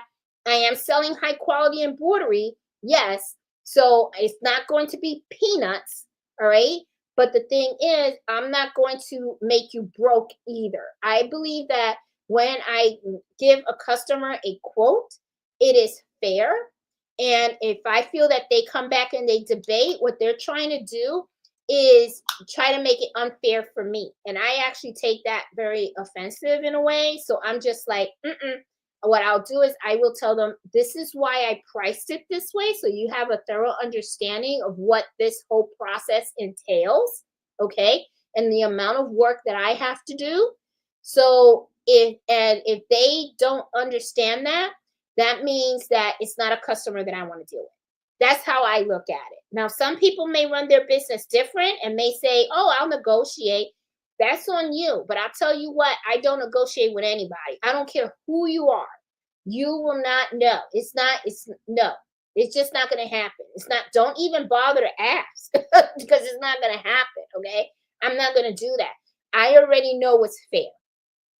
Okay. I'm being fair to you. I'm being fair to me. If you want to, uh, do something else, then hey, you really need to go somewhere else for your services. I'm not your girl.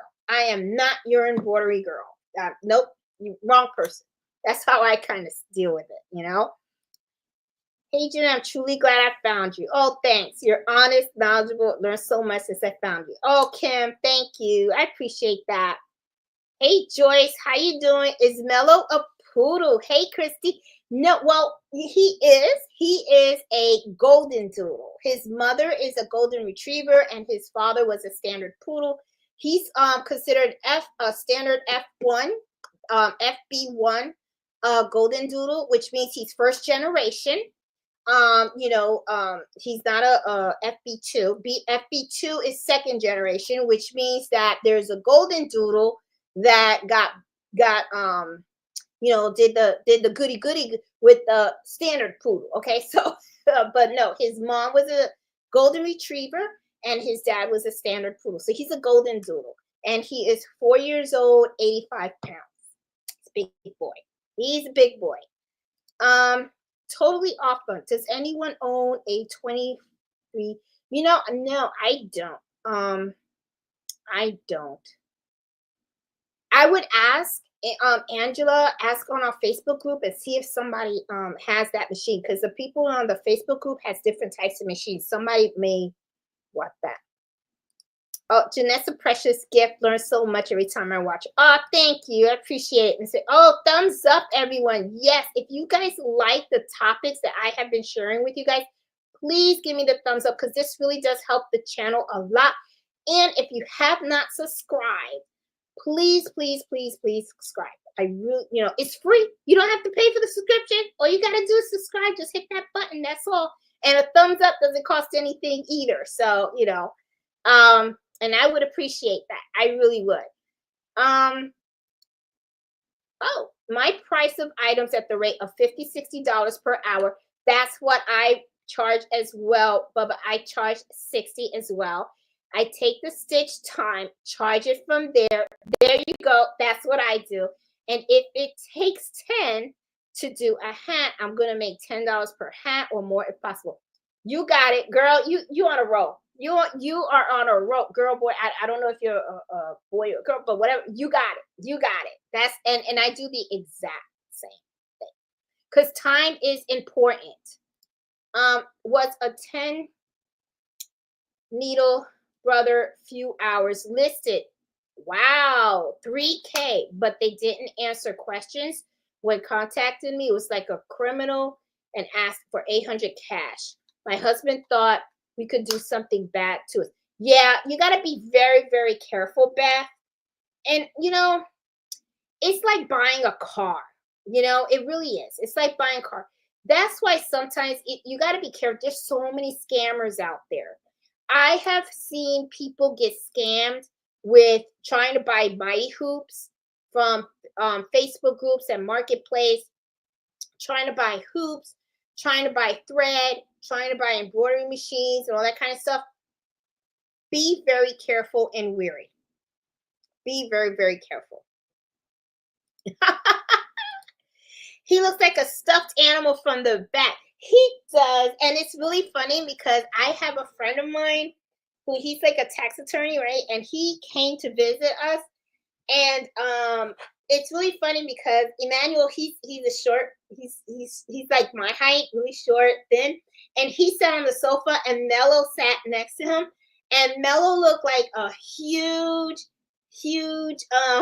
teddy bear next to Emmanuel. And I was just laughing when he took the picture because and he said that when he showed some of his family members, they were like, is that a stuffed animal? They were like, no, that's a real dog. So yeah, he is a big boy. And I even have a picture of me sitting in the movie theater room because he thinks he's like a lap dog. And he sat on my lap and it's like all you see is this huge dog. And so he's on the big side. He really is. Um, Cold in the Bay Area, North Carolina, no rain currently. Oh God. And you guys could use the rain. So sad watching the fires in South Carolina. It is.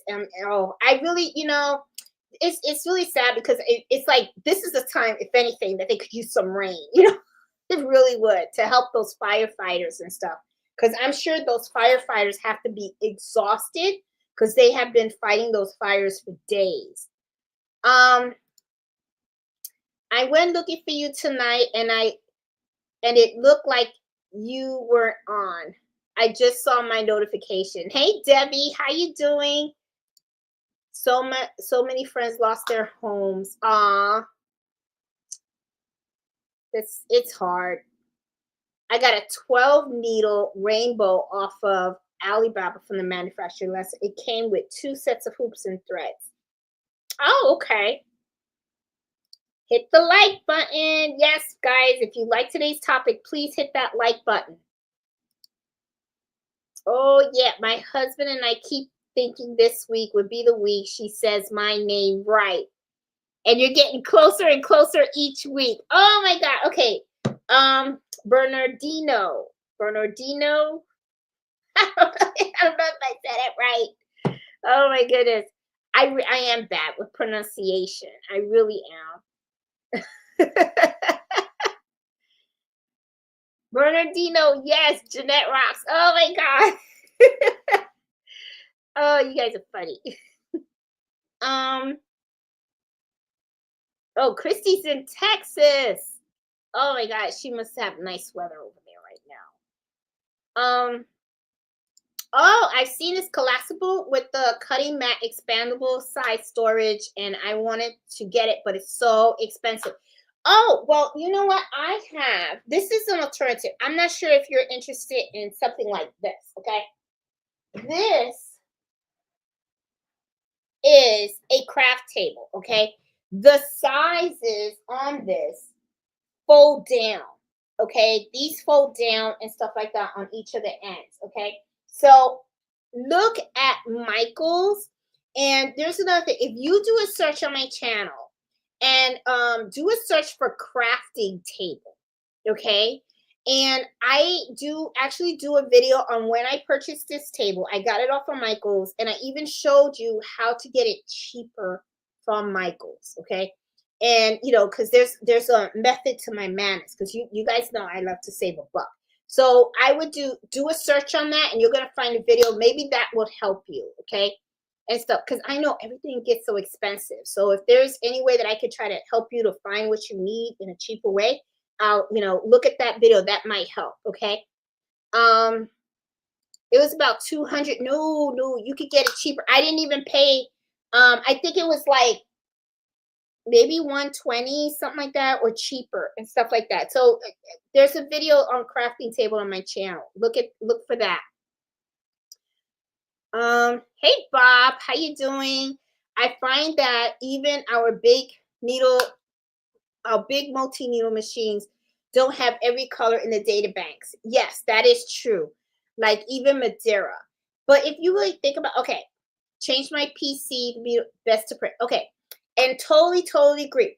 This is one thing that I think about though, Bob, when it comes to the color charts in for our machines, or even any other kind of machine, whatever, what ends up happening is, they're always coming up with new colors, right? So when they're coming up with new colors, they're coming up with new color numbers and all that kind of stuff. They are also coming up with so many more companies that are coming up with new embroidery thread. So of course, we're not going to have every color on there.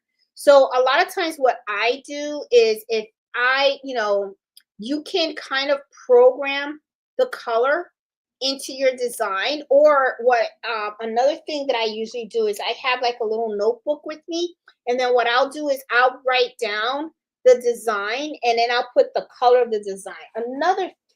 Here's another thing too that you can do when you're working on certain projects. What I will do in back of it, okay, is sometimes I'll make notations on here of the color thread that I use, or what I'll do is like I said, in the notebook, I'll say this is the logo, and then I'll list the colors that I use. And then, and then I'll eventually just program it to the needle that I needed to and the thread that I need on the thing on the machine. Yeah, but it's not gonna have everything. I don't think because there's always change, right? There's always new colors coming out, so you're always not gonna see that. So that's like, but I kind of, I'm like, it is what it is. You make adjustments and stuff. Um,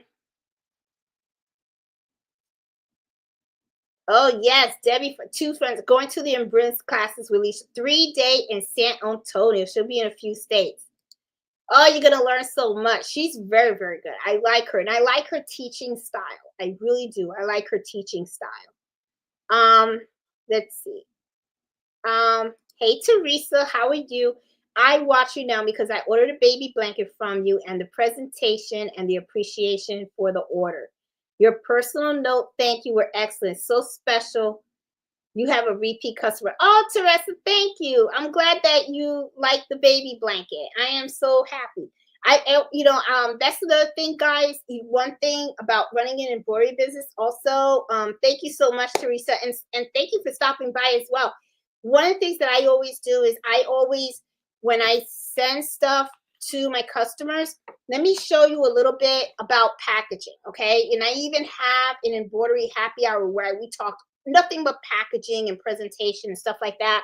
I'll talk to you about what Teresa's talking about. Usually what I'll do is whenever I do an order for someone, I always end up giving them a little thank you card, okay? And what I'll do is I'll write the customer's name on here so that way, it's theirs.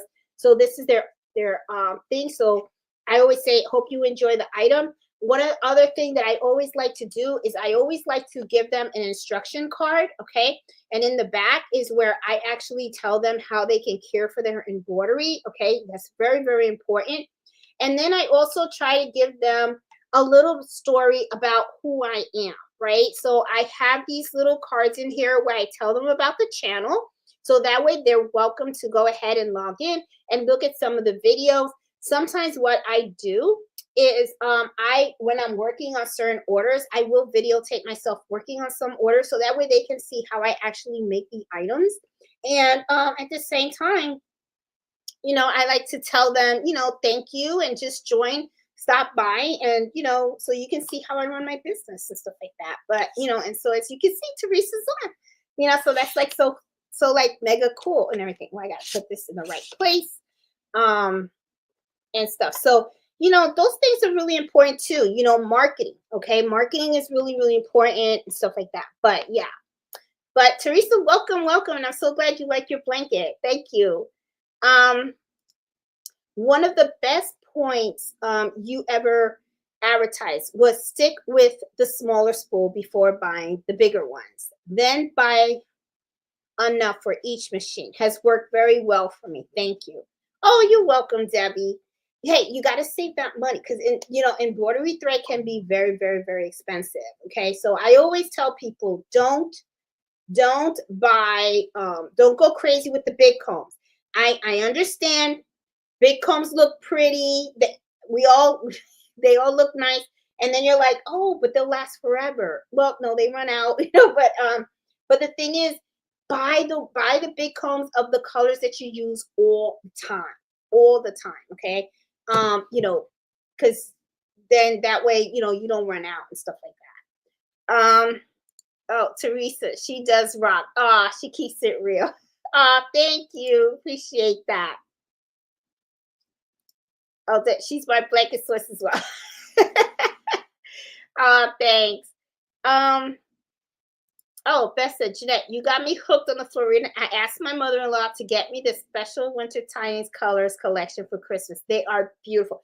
These are very, very good quality threads. They really, truly are, especially for Christmas designs because they have that extra shine. So I really do like these. For all other kind of types of projects and stuff like that, I usually use matted threads, but this Florina is really, really good. These are very, very good. Free shipping for 150.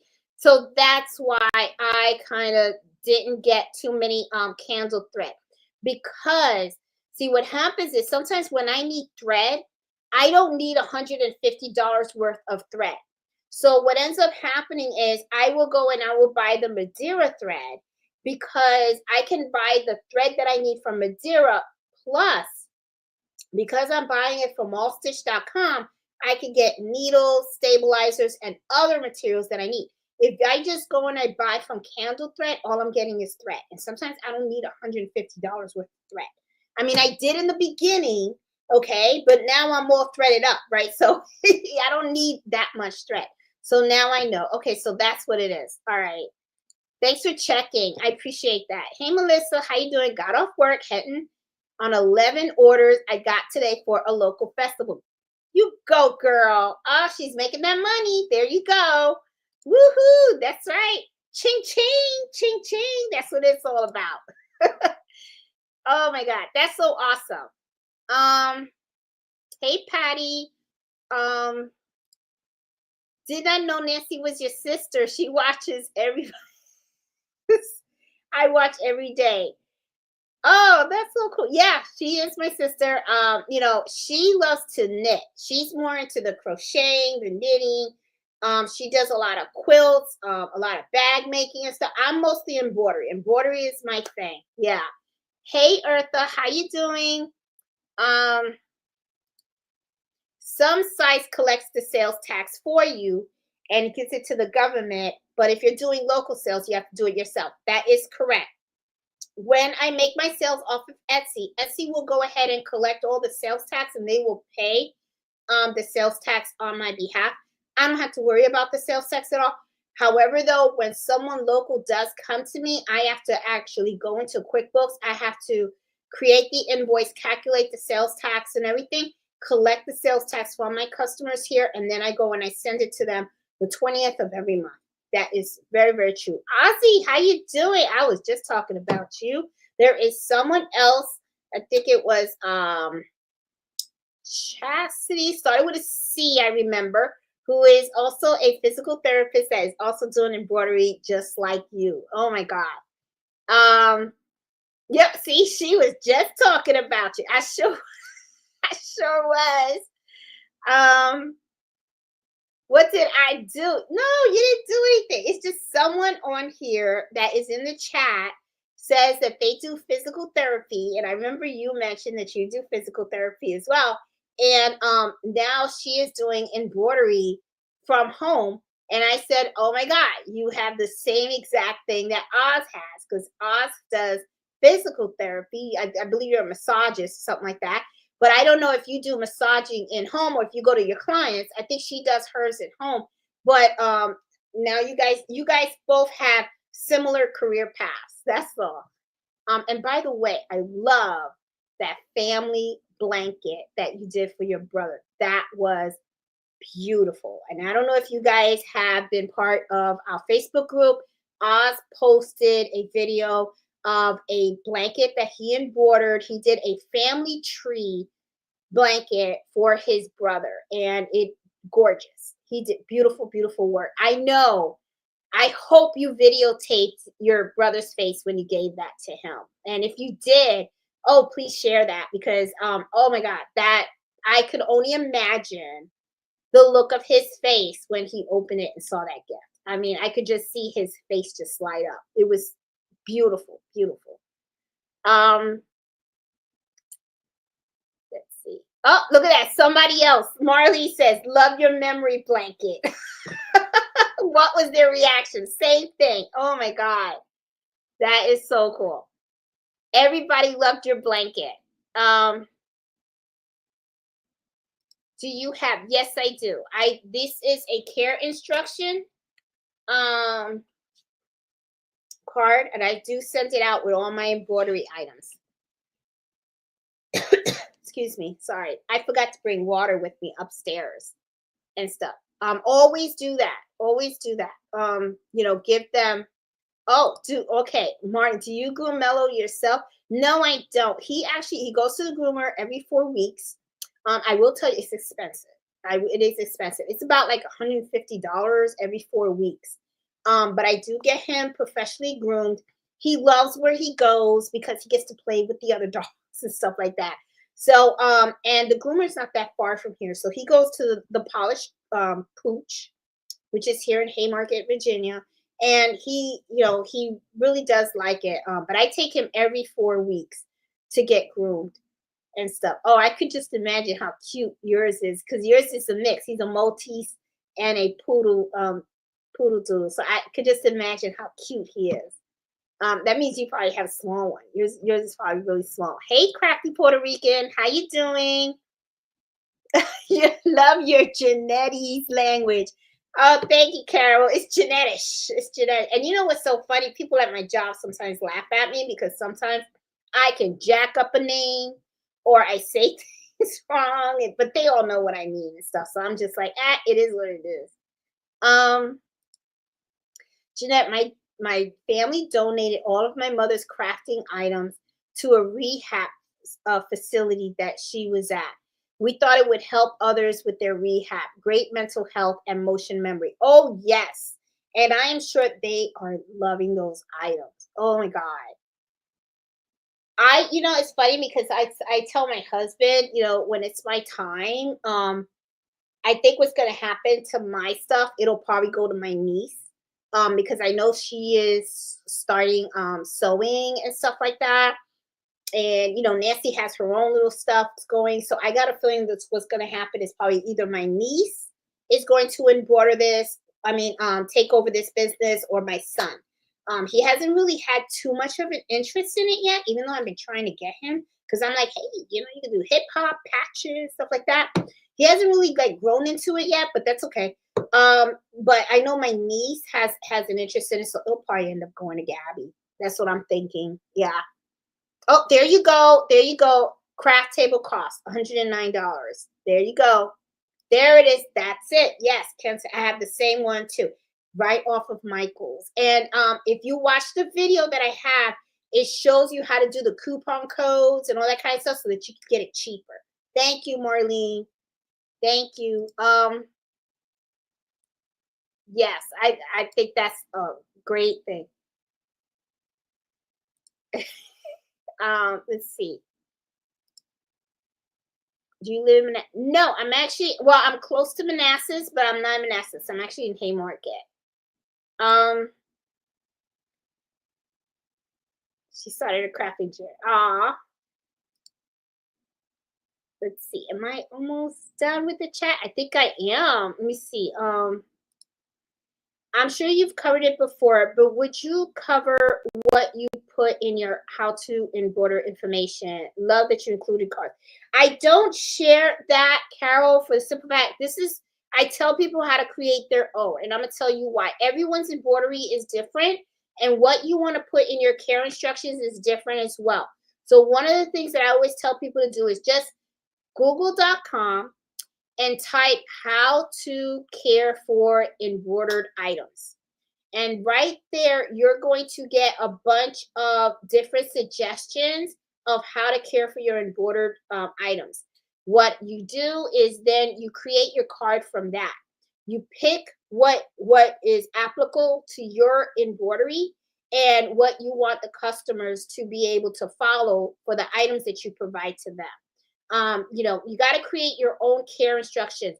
Don't it's kind of like similar to say like how do you price your items, right? It's not that I don't want to help you, but it's just that everything's different, right? So you have to look at the products, the type of products that you provide, and what works for you. Okay, what you think the instructions should say. So what I recommend that people do is, you have to, just Google it and, create your own of what's important and stuff. Those instructions are important though. You should include them with the items that you do sell because it helps the customers to understand how they should care for the items. Okay. Not everybody knows that and stuff. So they're going to ask you for your advice. All right. And stuff. So yeah. Hey, Angela, how are you? So guys, I'm glad, that we got to spend this Friday together. Next Friday, one of the things that I am going to be doing is I'm going to actually, this whole weekend, I'm going to finish off my sewing room next door. So I am actually for next Friday for embroidery happy hour. We're gonna do a little tour. I'm gonna show you guys how I have my embroidery and sewing room set up, and then at the same time I can point out some of the things that I've gotten, some of the things that I bought, some of the things that I bought that I really shouldn't have gotten or whatever.